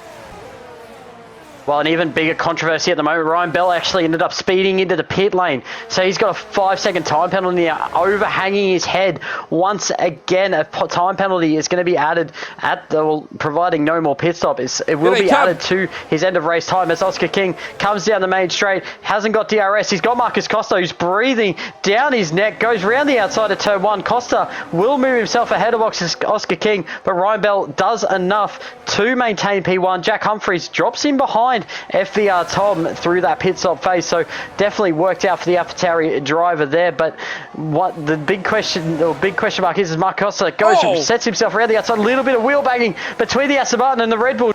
Oscar King now has a look down the inside as Bell was trying to chopped up behind Marcus Costa as they come through the slowest corner on the circuit. Now come up to this flowing right-hander as Oscar King around the outside, unable to find the grip. FVR Tom now has a bit of a look. He's got the inside section now for Oscar King, not able to get that done there as they now settle themselves out. But Marcus Costa now will lead our pit stop runners with Carmray Yu in the lead of this GP. Yeah, Marcus Costa, net leader of the race here at Losail in, should we say, net P2 is Ryan Bell, but does have the penalty that will cost him at the end of the race. And Oscar King now hovering all over the back here of the Red Bull. He is like a potent and menacing vulture trying to peck away at that Red Bull's promise of a net P2, which is going to be robbed regardless due to the penalty that he has managed to obtain in the pit stop phase as they make their way down the straight again. Look at Humphreys in behind, looking to perhaps open the door on the AlphaTauri. There's going to be a 3-wide send in towards turn 1. Humphreys are going to try and go for 2 here for the price of 1.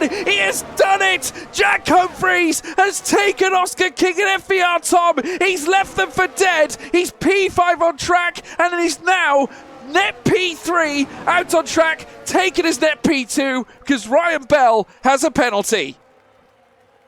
Huge move there from Jack Humphreys. He has wasted no time. He has cut his way through quite the quality names. FVR Tom and Oscar King are both massively quick drivers, and to make a double overtake on them into turn 1 was an absolutely huge move from Jack Humphreys. Just shows how much he wants to win this race. He's the only one in this race win battle or the race lead battle at the moment who wasn't in the top 10 during qualifying. He started this GP from 11th and is now sitting at net P2 with his eyes forward on Marcus Costa and Ryan Bell. And you've nearly got to say, of all of these guys up the front, he's had the best race pace all night, so maybe he sacrificed that quali car to have it in the race, and it's clearly working for him. Yeah, I tell you what, this could be one of the performances of the championship. Jack Humphreys already, just look at the speed that he is taking through the final corner at turn 16 and chasing after Ryan Bell as Jordan Arnold comes into the pit. So does Roscoe. Marcus Costa now takes the lead of the race. Ryan Bell goes past him, takes it away from him. Jack Humphreys looking for P2 as well. He set a fastest lap of the race with a 1:24.005. Could not quite get P2 away from Marcus Costa here at the start of lap 17, but still remains P3 on track as his close friend and ally Oscar King in P4 has a look down his inside. Yeah, Oscar King definitely trying to make use of what's happening ahead of him. The guys all battling for position, not wanting to give it away, but they also want to take it away from the guys ahead. Ryan Bell, he's going to be trying to look and try and make a bit of a gap at the moment as the Simo takes away the fastest lap away from Jack Humphreys. He's all the way back in P16 at the moment. We did lose another car. Bags Liddell, it did call it a day in the Aston Martin, so he's done at the moment. Marcus Costa, he's dropped well and truly off the back of Ryan Bell here at the moment, all the way out to 7.5 tenths of a second. And you'd have to say if he gets out of that DRS, he could be gobbled up by the cars behind, as we've seen the straight line pace of Jack Humphries already grabbing a couple of cars in a straight line and nearly finding his way through at the same time as Ryan Bell just before. Yeah, well, Ryan Bell's got one mission, hasn't he? It's a case that he has to break the penalty. He has no choice. He's got to do it. And bear in mind, whilst we still have approximately 13 laps, or should we say 12 laps now, up to chance, up to question, it's not really, that can go in a blink of an eye, and considering the pace of these cars, the fact that they can race nose to tail, the fact that they can build up a train oh so easily, it's going to be so much harder now for Ryan Bell to gap someone of Marcus Costa's caliber, to break away from that DRS. It's vital for Ryan Bell to do so, and you can tell that's what he's trying to do, because his last lap was the fastest lap of the race, so 1:23.159, and was purple right through. But I can tell you this now, purple in the first sector is Oscar King, who has also got a penalty to his name. Yeah, color cut warnings coming. The Grim Reaper for Oscar King, and a 3-second time penalty now looms over his head, so he's going to drop right down. But you've got to have a look at it. Jacob Kanias, he's in this battle pack up the front with Ryan Bell and such in the DRS train, so 5 seconds is going to be a massive falling for Ryan Bell. At the moment, he dropped all the way down to P8 from what is currently the lead of the race, and he's just not able to find that extra bit of time at the moment. And I can see the battery light on the back of that Red Bull flashing, so he's used every little bit of battery he has to try and break them, and he's been unable to do it. And the guys behind him, they've just held on enough, which, you know, once they close that gap back up, it's going to expose that low battery Red Bull. Yeah, it will. Ryan Bell currently bleeding ERS right now, and whilst of course he is obviously tried to give it his very, very best, and you know, it is a tall order. I just want to talk to you about some of the drivers and where they started. First of all, Karma as well, down in 9th place, started P17, he's now P9. ATO, we also got the AlphaTauri currently sat in 10th place. That's ACW 132. He started P18 on the grid. He's now 10th place. Absolutely outrageous scenes. Jack Humphries, of course, we laud his incredible performance. Started P11, he's now P3. Bear in mind, that is not P3 granted through a safety car. Of course, no safety cars in this championship, and Jack Humphries has done that on mere merit. On-track performance. Ryan Bell, I just say this, he's broken DRS. He's outside by a second, so Costa now will not have the rear wing, the use of the opening of the rear wing here on this next lap, down the next DRS straight, should this maintain. This could be massive in the context of this race here, Sean. Could really open things up for Ryan Bell, but the big thing you've got to remember, Jack Humphries is going to have DRS on Marcus Costa. So while Marcus isn't going to have the straight line speed to close back up to Jack onto the back of Ryan Bell, Jack Humphries is, and you can see it immediately out of the last corner. Throws the battery on, throws the DRS open. He's cleared Marcus Costa before we even get to the line, and now you can see it.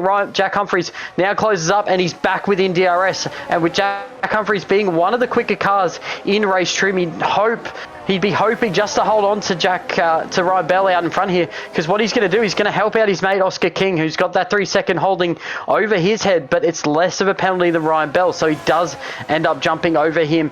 You've got Marcus Costa, he's going to drag her along to a higher place in this race as well, and having more guys that you can kind of drag along can definitely hinder your rivals' points haul in the championship fight. And Ryan Bell, as we mentioned before, P2 plays P1 in the championship, so maybe does Jack Humphries start thinking to drag these other cars with him, so Ryan Bell does drop further down, or does he just think about tonight and getting the P1? Well, I can tell you this, he's 0.3 faster in Sector 1. Jack Humphries, of course, winner back at Austria, looking to try and gun down and become the first winner to do it twice in, well, first of all, twice in 3 races. What a record that would be. Of course, not quite 3 from 3, but still enough. 2 from 3 is still impressive against a grid of this caliber.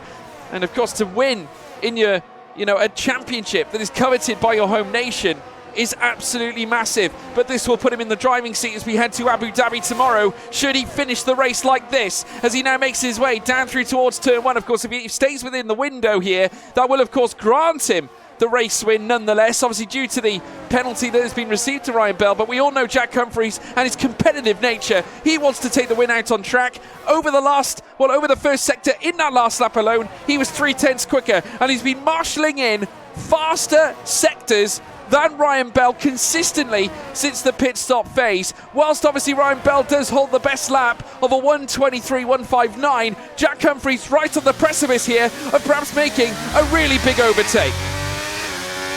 Yeah, Jack Humphreys, he's a world-class driver, and he's shown it on plenty of occasions, not just here but over in OSRL, in all the leagues that he races at, and how good he can be. And he's just going to start applying the blowtorch. As you can see, the gap doesn't really exceed 6/10, and it's only getting shorter. You just see how much better that Alpine sits through the corners than the Red Bull ahead of him. You can still see the light flashing. There's not much battery left on a lot of these cars, and the big thing for Jack Humphreys is he's actually dropping Marcus Costa in behind him, which is then hit Marcus Costa into the clutches of Oscar King, who he's also got a penalty he needs to think about for this race as well. So, you know, he's been able to drop FBR Tom. So FBR Tom, he's lost battery, or lost DRS to Oscar King in front, to Al Qadira, and he's going to start closing up on this battle. This race is by no means done, folks. Despite the fact you've got the 5-second penalty hanging over Ryan Bell's head, you've still got a guy that is going to try and take it on track, because Jack doesn't like letting penalties decide races for him. No, he certainly doesn't. I can tell you this, the ERS has been drained from Ryan Bell. I'd imagine his pure emotion has been drained as well. His will has no doubt been drained. Jack Humphreys is ushering in a stellar masterclass here at Losail. It has been a journey for him. Obviously, after a qualifying session that did not go to plan, it ended in an invalidation after Q2 that saw him only qualify P11 heading into the start of the race. But nevertheless, he has put in such a feat, such an extraordinary run from the start of the race, where of course he starts on the hard tyres, very much like everybody else. At the beginning of the race, he is now haunting the rear end on Ryan Bell's Red Bull, and despite everything that Ryan Bell is physically throwing in his car, it's not going to be enough, surely, to hold back the haul from Jack Humphreys.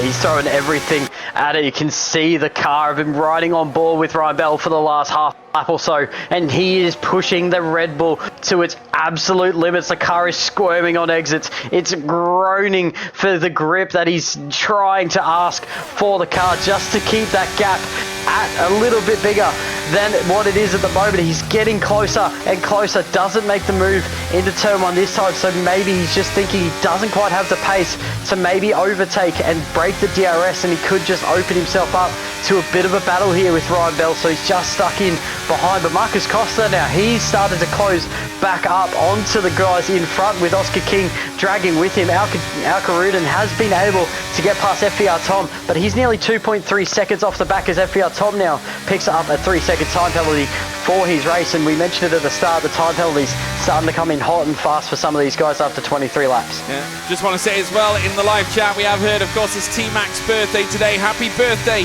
to you, sir. You're currently in the midst of watching one of the most sensational performances we have ever seen in the Oceania F1 Invitational. Like we said, after qualifying P11, the mere tenacity to try and grow your position throughout the course of this race to an official P2 spot that could soon be a P1 spot as well.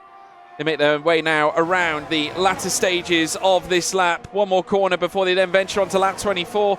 In behind, Marcus Costa getting a little closer to Jack Humphreys as well. Now Humphreys, he backed off a little bit on the previous lap. Again, though, Ryan Bell flashing on the rear light suggests the energy is nearly all but depleted here.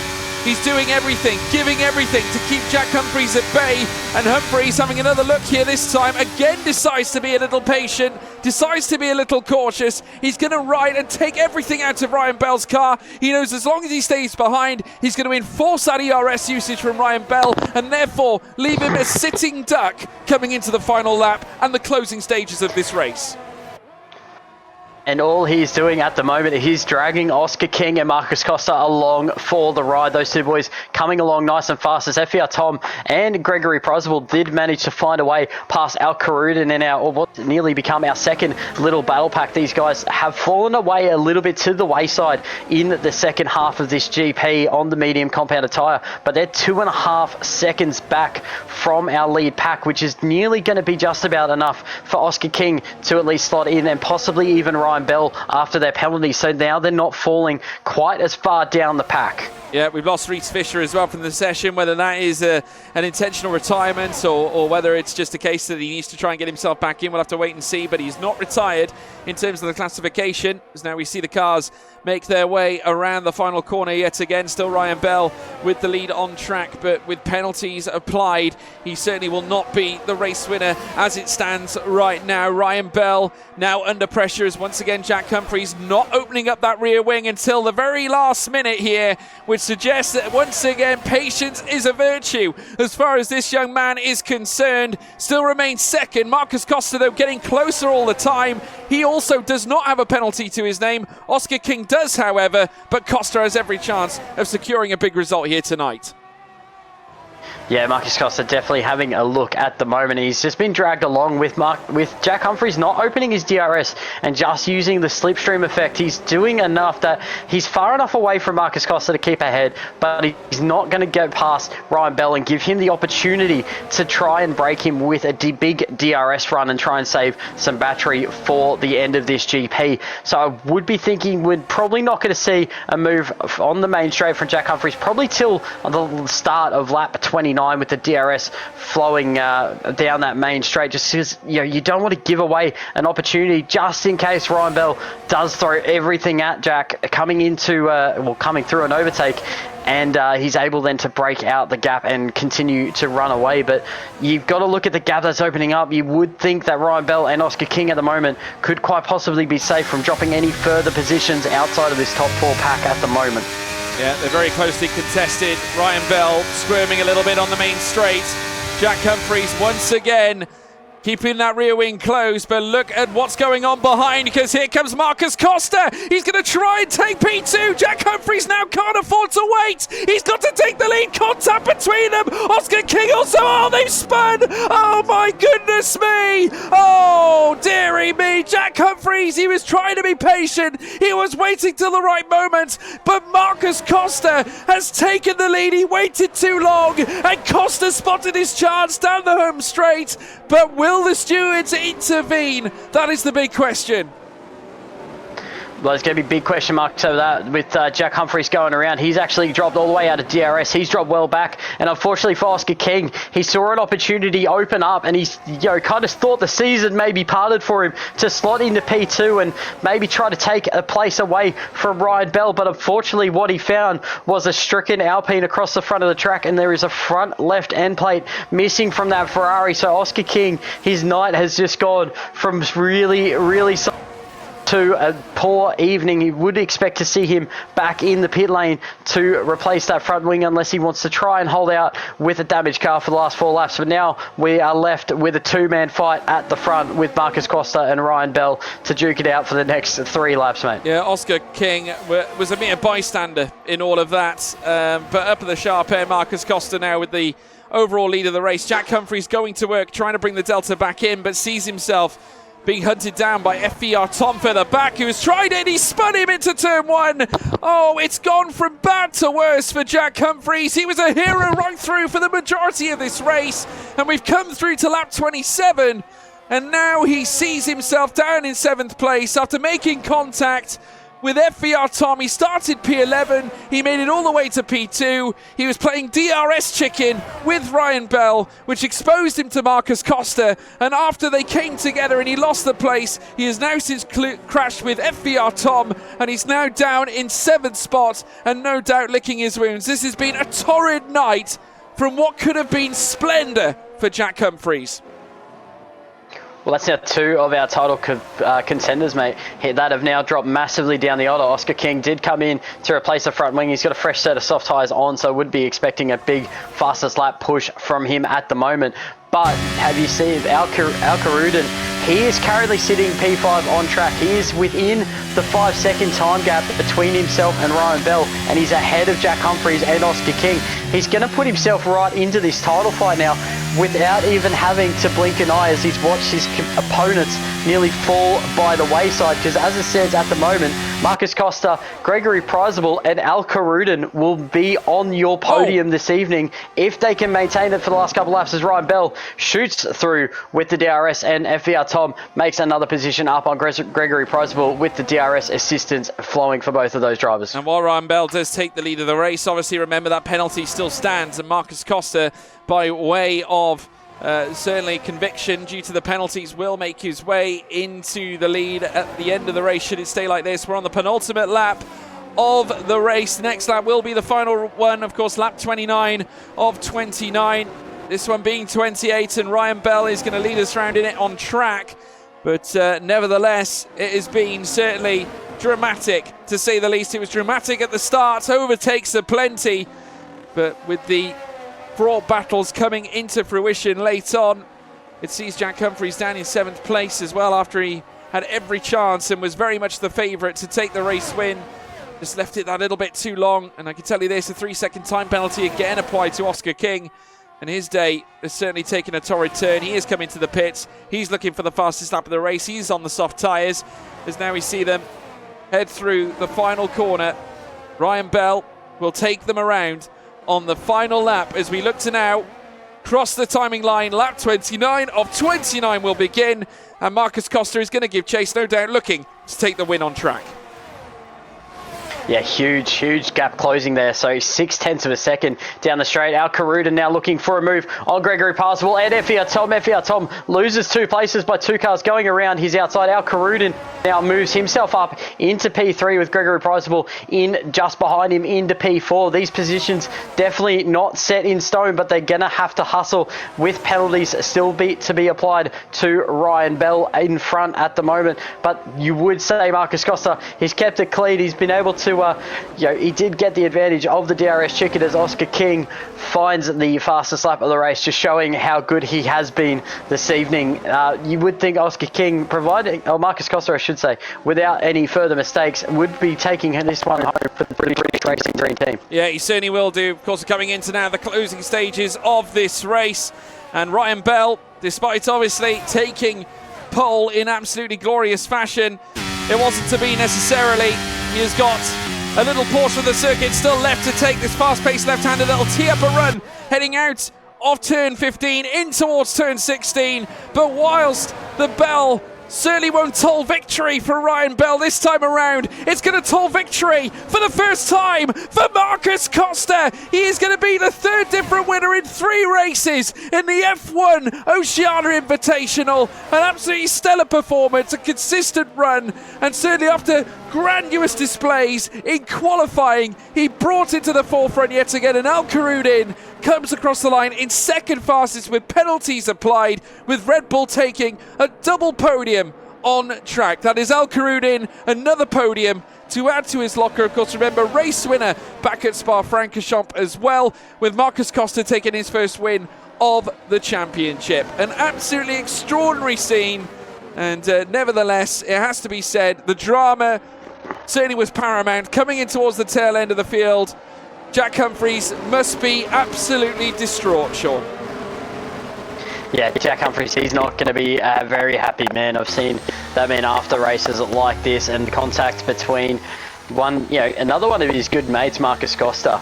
I don't think he's going to be too thrilled. I wouldn't be expecting too many nice messages to be sent between those boys after this one. But to have it all in your hands and have it taken away like that, it could rev him up for the next race. He did still come across the line for P6, which is still unfortunately a little bit better than can be said for Oscar King, who was a bit of an innocent bystander of this, and he's really going to struggle in that championship fight overall, with Al Karudin and Ryan Bell still grabbing out those podium results. But Jack Humphries, I can nearly feel the rage coming from under that helmet that's sitting there at the moment. This one definitely not done by any means. He'll be coming out swinging with the fire in the belly for tomorrow night. But you nearly have to say the same for Ryan Bell for this 2nd race in this championship, he's had a post-race penalty that's cost him a P1. So, those two boys being at the top, Jack Humphries not able to get it done tonight, and Ryan Bell, for the second time, a post-race penalty has cost him a race win. So how does that affect your mentality that maybe you just can't get it done? Well, I mean, that is the big question. I mean, credit, first of all, it has to be said, Marcus Costa did exactly what he needed to do. He stayed out of trouble. He took his chances. And I think that's exactly what you need in order to be considered a race winner. He picked his spot. He took advantage of the DRS chicken that, of course, was on show. But these are the results, folks. Of course, Marcus Costa, your race winner. Top 3, Al Karudin, Ryan Bell. Obviously, commiserations to Jack Humphries. We'll take a look at the bottom end as well. We actually had 4 DNFs throughout that. Bags Liddell, of course, was the more recent DNF that we did have at the very tail end of the race. But it certainly was a dramatic one, folks. I mean, unbelievable. It had us at, the very heights of drama, excitement. Of course, the third race in this championship, this journey that we have had that has taken you to Losail. We've got one more trip in the Middle East to take you to, which will be tomorrow as well. So tomorrow night, of course, your time, guys, we'll be bringing in the Abu Dhabi race and the final one on this fantastic championship journey. But I tell you what, one for Marcus Costa, I'm sure he'll remember. Race 3, again, as I said, third different race winner this season. But it definitely looked like it was going to be number 2 for Jack Humphries. It had to be said. He's going to be feeling well and truly robbed here at this point, Sean. Yeah, he's going to be feeling it hard, is Jack Humphries. I can nearly guarantee the first place he's going straight back into time trial, setting up for Abu Dhabi once he organises his footage for the stewards to have a look at and possibly review the incident that happened that really cost him that race. And you got to look back on it. Did the DRS chicken affect it? Maybe he should have made the overtake a little bit earlier instead of waiting for the last lap, or maybe there's several different things you've got to look at for Jack, and unfortunately he's going to feel robbed tonight. But the other person who's going to feel robbed as well is Ryan Bell, speeding into the pit lane with for that penalty to apply. Speeding in the pit lane, it is such a common error and it's such a little thing to miss. But if you're even 1k over that pit lane speed, it docks you that penalty straight away. And he's going to be another one that feels robbed this evening. Yeah, he will. I mean, I know obviously stewards' decisions are final. They're obviously going to review the incidents in question. Obviously, it's far beyond us to really see what would happen. Obviously, we can only call what we saw across the line. I mean, in fair, Marcus Costa did the right thing in a sense that he had to do something to obviously make a change in the top 2, because it was a very sensitive portion of the race. I think Jack Humphries knew that by the way that he tried to fight back against Marcus Costa, because this battle really erupted. Whilst it erupted through turn 1, it lasted through sector 1 in towards sector 2. So he knew exactly what was going on. Humphries knew that Costa was trying to take advantage of the fact that Humphries was trying to be patient in his own race with Ryan Bell. But you had to really admire the tenacity from Marcus Costa to make that big decision to say, right, listen, we've had enough of this. This is my chance to really take a race win. He picked his spot, and at the end of the day, it proved fruitful for him. Whatever happened in between, obviously, that is down to the stewards to adjudicate. But from what I could tell, that was something Costa had to do, right? Yeah, well, that's exactly right. And, the very famous racing driver once said, if you no longer go for a gap that exists, you're no longer a racing driver. And that's exactly what Marcus Costa did. He had a look. He had the opportunity there to be down the inside of Jack Humphries. Jack, in response, he did send it down the inside of Ryan Bell, who, ironically did get a really nice run through turn 1 and was able to clear himself a little bit from that little gaggle of cars. But Marcus, just showed he wasn't going to sit behind Jack Humphries to take the places that were coming his way with, at least a guarantee P2 at the time that you'd have to say for Costa. He wanted that race win and he saw an opportunity and he took it. And that's what you've got to do as a race car driver sometimes. And whatever happens after that, what the stewards adjudicate is completely down to them. But you can't sit behind someone and be complacent. You need to take the opportunities when they arise, and that's exactly what Marcus did. Yeah, he did. And I'm pleased to say, though, that we have got interviews here. Ryan Bell is going to kick us off. Ryan, incredible race. Obviously, a lot of fraught battling. You yourself, though, I think feeling no doubt a little hard done by the penalty, obviously coming into play in what could have been a sensational victory. Yeah, it was a bit of a rookie error by my part. I didn't really do any practice for the race, so I didn't know where to brake for the pit lane. I was just practicing in qualifying, and obviously if you brake where you can in qualifying, you're not going to pull it up. So I sped by 7Ks. But yeah, I had a lot of pace and got back out on the track, and out of just a bit of anger, I just pushed real hard and managed to break the DRS, but they slipstreamed back in, so I was just towing them along. And then that incident at the end happened, but I was trying to let Jack pass by short shifting through my get to 8th gear because I wasn't going to make it to the end on fuel. I'd cut it really close, and yeah, they all kind of went for the same corner at the same time. But I don't know really what happened. And yeah, came home P3, did I? I don't even know. P3 with the penalty applied, yes, in what was actually a double Red Bull podium, which is stellar from that standpoint. But obviously you can take a little bit of solace, I think, from qualifying, because you were one of the main players up at the sharp end. I mean, that lap in Q3 was stellar. That's what granted you pole. Can you just talk us through what really went into putting together a lap such as that? Because that was certainly a pleasure to watch. Oh, it was pretty good lap there, but I do have to say I did make a couple mistakes. I dropped half a tenth, I think, on the sector 3, all those flat out corners, and so I was really mad about not getting a 19. But yeah, I wish I could have done a bit more this time out, but hopefully we'll get some better points tomorrow. Yeah, and obviously that's technically the second time that you've had a win taken from your clutches, because if you remember back at Spa, you had the result taken away from you, and Al Karudin actually took the race win off the back of the penalty.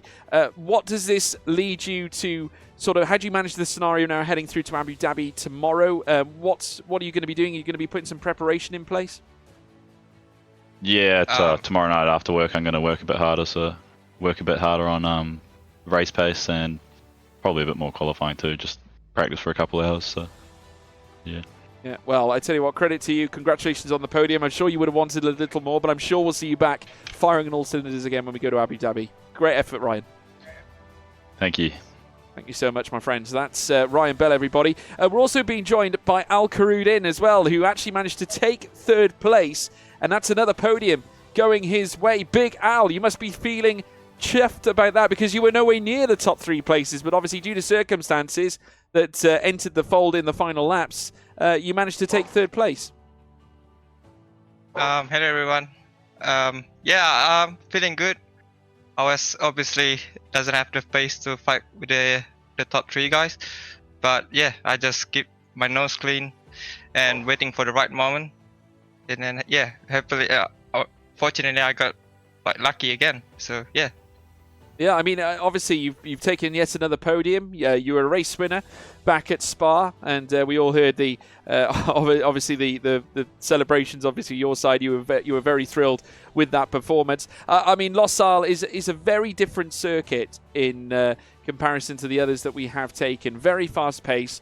Can be really tough to manage in terms of tyre wear. We heard about fuel management as well from Ryan Bell. I mean, how did you manage your race? I mean, would you say that Losail is a strength of yours, or would you say that it's a track that probably needs a little bit of work for you? Yeah, I have a couple of races here in my league racing, so I did couple of days worth of practicing with Ryan. So yeah, it's very hard track to nail it, because once you're over the line, it's very punishing you with the track limits. I got two warning since lap 9, so I keep that in mind. So yeah, I probably not just probably I can't do any more than that. So yeah, it's very hard track to nail. Yeah, I mean, you came into tonight's race, 3rd in the championship. After a stellar first 2 rounds, you've been in form, you've been consistent, and once again you see yourself in the big points-paying positions. I mean, what are your thoughts heading into Abu Dhabi tomorrow? Same as always, just try to have fun, try to not to embarrass myself, and then yeah, hopefully can race with the top guys. But yeah, they were so quick. The top 4, I think, or top 3, especially Ryan, they were so quick today. So I couldn't do anything. I feel like I'm driving well, but at the same time, I'm still like in P6. So yeah, we'll see what happens. Hopefully, gonna be some good racing tomorrow. Yeah, we should hopefully see some. But congratulations on the P2, and we'll wish you all the very best as we head to Yas Marina tomorrow. Yeah, and I would like to say happy birthday to Thomas McInnes, T Mac, my friends. So happy birthday to you. Yeah, have some wholesomeness there for you as well. Happy birthday, Thomas McInnes, as well, from us in the commentary box as well. Thank you so much, Big Al. Much appreciated. We'll see you tomorrow. Bye-bye. See ya. Yeah. That's Big Al, everybody. Now we're joined by our race winner, of course, Marcus Costa, who is with us in the commentary box in what can only be described as a very fraught and frantic race. We're hoping he's going to join us anyway. He's currently muted at this point, so we're going to currently sit tight and wait and see if he is going to join us. Marcus, can you hear us? Yes, I'm here. Oh, he is here. There we go. Marcus, what a result. First race win of the season. You're our third different race winner in 3 races, and you have, I mean, astoundingly managed to find yourself in P1 after a very frantic race. I mean, from your view, with the side-by-side action between yourself, Jack Humphreys, and also Ryan Bell, it was a bit of a mishmash, bit of a colossal affair. Can you talk us through it from your perspective? Yeah, so from my perspective, obviously I wasn't planning on a move down into turn 1. I was a long way back, minimal battery. I was ready to just hang back for the last couple laps to sort of attack then. But I had an opportunity. I was getting pressured slightly by Oscar, so I needed to put pressure on Jack ahead, which is exactly what happened, and he went alongside Ryan.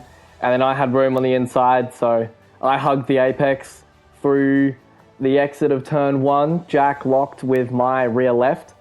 And I was still hugging the right side of the track at that point in time, and that contact came off fine. I was okay, he was okay. And then through the left-hander, I'm still on the right-hand side of the track, leaving space for both Ryan and Jack on the inside.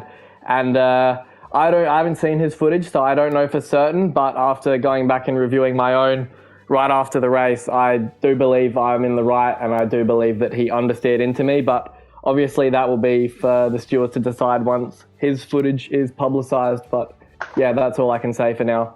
Yeah, I mean, obviously, just to talk about it, I mean, I said to Sean, actually, when we were sort of reviewing the action earlier on, that you kind of had to do something, didn't you? Because there was a lot of DRS chicken being played. Obviously, Jack wasn't content to make the move too early. He was trying to pick his spot. Was that something that went through your head as such? Were you just waiting for the right moment? Or was it a case that, you know, listen, you had no choice. You were in a position where your hand was almost forced as such.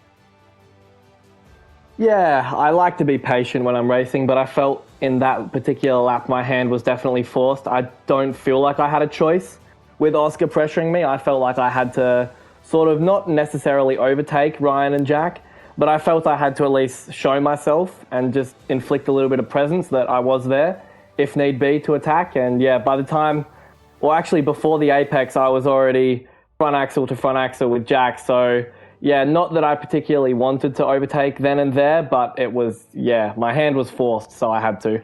Yeah, necessary move by the sounds of it. And obviously now, given the fact that you've been, reasonably consistent, qualifying was pretty smooth for you as well. I mean, there must have been some uneasy moments because there was a few occasions where you were kind of flirting with the elimination segments. I think you came out with a clutch lap at the very end of Q2 to get yourself into Q3, and then there was, of course, the Q1 drama as well, and a few cars obviously not quite setting the laps they would have liked. I mean, how do you assess your qualifying? Because obviously you were right in the midst of that top 10, but you managed to drag your car through to the forefront. In fact, I think you started, I think it was like P9, was it? Towards the end? P3 I started. Oh, you started P3, apologies. P3 yes, no, correct. Yes, yep. You are right.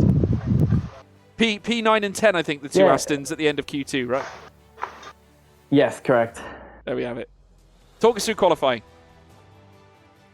Oh, in all honesty, if I am not looking at Q3 and just looking at strictly Q1 and 2, it was pretty embarrassing from myself. I tend to hold myself to a higher standard, so the fact that I was only on the cusp of getting eliminated from Q1, only putting my lap together at the very end of the session, so yeah, there was definitely a lot of unnecessary pressure I put on myself there to perform in the very dying lap of the of Q1. But I managed to pull it together, but again, just unnecessary pressure and not a situation I need to be in. I should be performing better, and already having that lap in the middle of the session should be causing me to be safe. And Q2 was more of the same. The pace was definitely there, but in terms of the consistency and putting the laps together, which I think is possibly down to just a lack of practice and a bit of late notice. Well, in all honesty, I didn't think I was racing tonight until about halfway through yesterday. So yeah, in terms of practice, there wasn't much, but I'm not going to use that as an excuse, as I managed to bring qualifying together in the end in Q3 and put it on the second row, which, as I said to my engineer, that was the aim, was just to be on the second row and essentially just work from there in the DRS train, which is precisely what happened. Yeah, well, I mean, obviously, off the back of this result now, you look ahead to Abu Dhabi. What are your final thoughts heading into tomorrow's race? Well, unfortunately, I won't be racing, which, yeah, it hurts. But, yeah, I've enjoyed the series, the Invitational. I'm looking forward to the next one. But to not be racing tomorrow night, yeah, that's a bit of a hit, as Abu Dhabi has tended to be a stronger track for me in the past, and then Qatar more so. But, yeah, to end the series or end the Invitational with a win, I can only be proud of that. Yeah, you can't finish it in a much better way. But Marcus, massive congratulations. Of course, we wish you the very best. Thank you for your truly brilliant moments that we have had in the F1 Oceania Invitational. We appreciate you very much being here with us as well to talk about it. We wish you the very best for the future. Thank you very much, George. Cheers. Thank you, Marcus. Well, there we have it, folks. That is our podium sitters. Of course, we've done all the talking now, Sean, after all that. And obviously with the drivers coming out, a very frank view from Marcus Costa in terms of the accident as well. I think we kind of got the same vibe, I think, from the accident itself. It was a case that Marcus, he was definitely in a position where I think he was forced to kind of make a decision. Like you said, he didn't really want to make the move, but he was kind of put in that position to make the move, if you get me. Yeah, well, that's it. When you're sitting in a train like that with the second car, you're expecting that second car to use DRS, and we mentioned it earlier that straight is just so long. The slipstream, the DRS, it's so powerful down that straight that Jack was in a position several times to make an overtake and he didn't, and it was helped out by the fact that Marcus was so far back each lap coming up to that Marcus really wasn't kind of getting close enough, but Oscar wasn't really close enough to him behind, and you could kind of see that situation changing as Marcus closed up to the back of Jack. Oscar was also closing up onto the back of Marcus himself, so it was really hitting that point where it was either be overtaken by Oscar and drop a place down to P4, or make an overtake on Jack and potentially walk away with P2 from that moment and try and launch a charge at Ryan Bell. So yeah, it's one of those situations that as a racing driver, it's never an easy one to make, but you've got a split-second decision, and generally the vibe is the best form of defense is generally attack, and that's what he did, and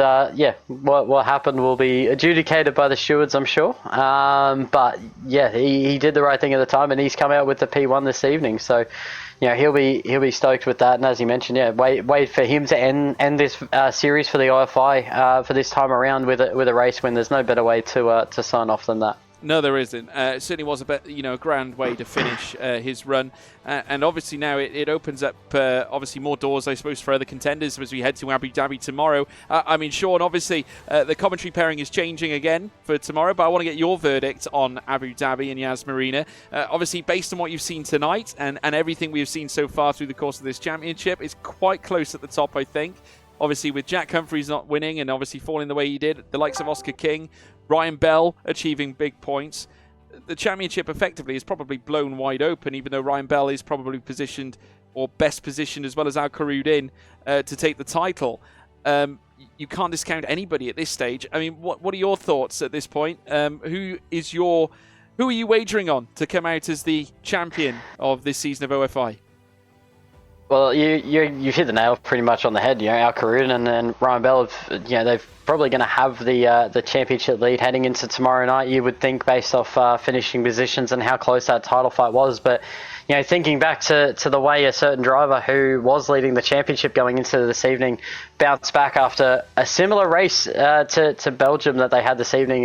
Kind of the race went a little bit pear-shaped for him a little bit later on, and that's Jack Humphreys. He bounced back the next night with a win in Austria in pretty big fashion. Not just the race win, but a pole position there as well. And with everything that happened tonight, I nearly expect Jack Humphreys to be throwing the fire in the belly and the visor hard down. And I'd probably say Jack's gonna come hard for it. And I know how good Jack is. I've commentated numerous amount of his races, and no discredit to Ryan Bell and Al Karuden, who are also spectacular drivers. But I think Jack he's going to come through. I reckon he takes pole, gets the race win, and I have a feeling he might lock up the championship tomorrow night. Yeah, he's got a great chance. So there we are. That's Sean's verdict, everybody. And as far as I want to say a massive thank you to each and every single one of you for tuning in. Don't forget, and I'm going to remind you again senselessly, if you want to have a chance of winning an FGT rig, the FGT rig giveaway from Next Level Racing,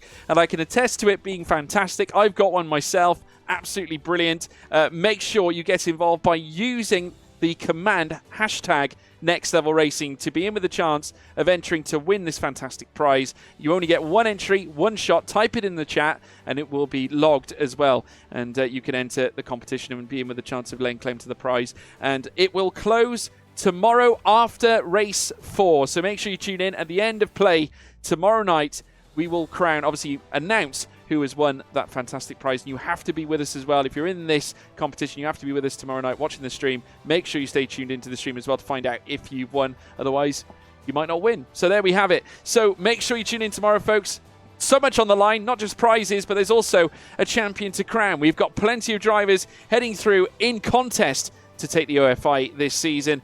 And if you want to stay tuned in, why not? First of all, follow the channel. Be sure to follow the OFI, that's the Oceania F1 Invitational channel here on Twitch in order to find out when we go live and racing. You can check them out as well on social media on the Oceania F1 Invitational Twitter page, as well as everywhere else as well. There's a Discord that you can get involved with as well to stay embedded in the community. If you want to check me out as well, my name is, of course, George Morgan. I've been your commentator tonight. You can find me on Twitter, Instagram, and TikTok at George Morgan TV as displayed below. And also, Sean, let's share your social tag, my friend. Where can they find you, the good people?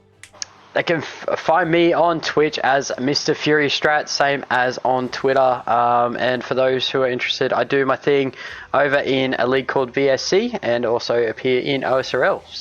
And you'll actually see me jump on track for those ones. I get behind the wheel every now and again for a bit of fun. There we have it. Sean, can I just say it's been a pleasure having you alongside me here tonight. It's been a pleasure having each and every single one of you tuning in. Tomorrow, we crown a champion at the Cirque du Soleil. That is Yas Marina. We head to Abu Dhabi for the one last chance to dance here in the OFI, and it's going to be absolutely fantastic. Be sure to see you there. Tune in. Be sure to. We'll see you there. Take care of yourselves. Goodbye.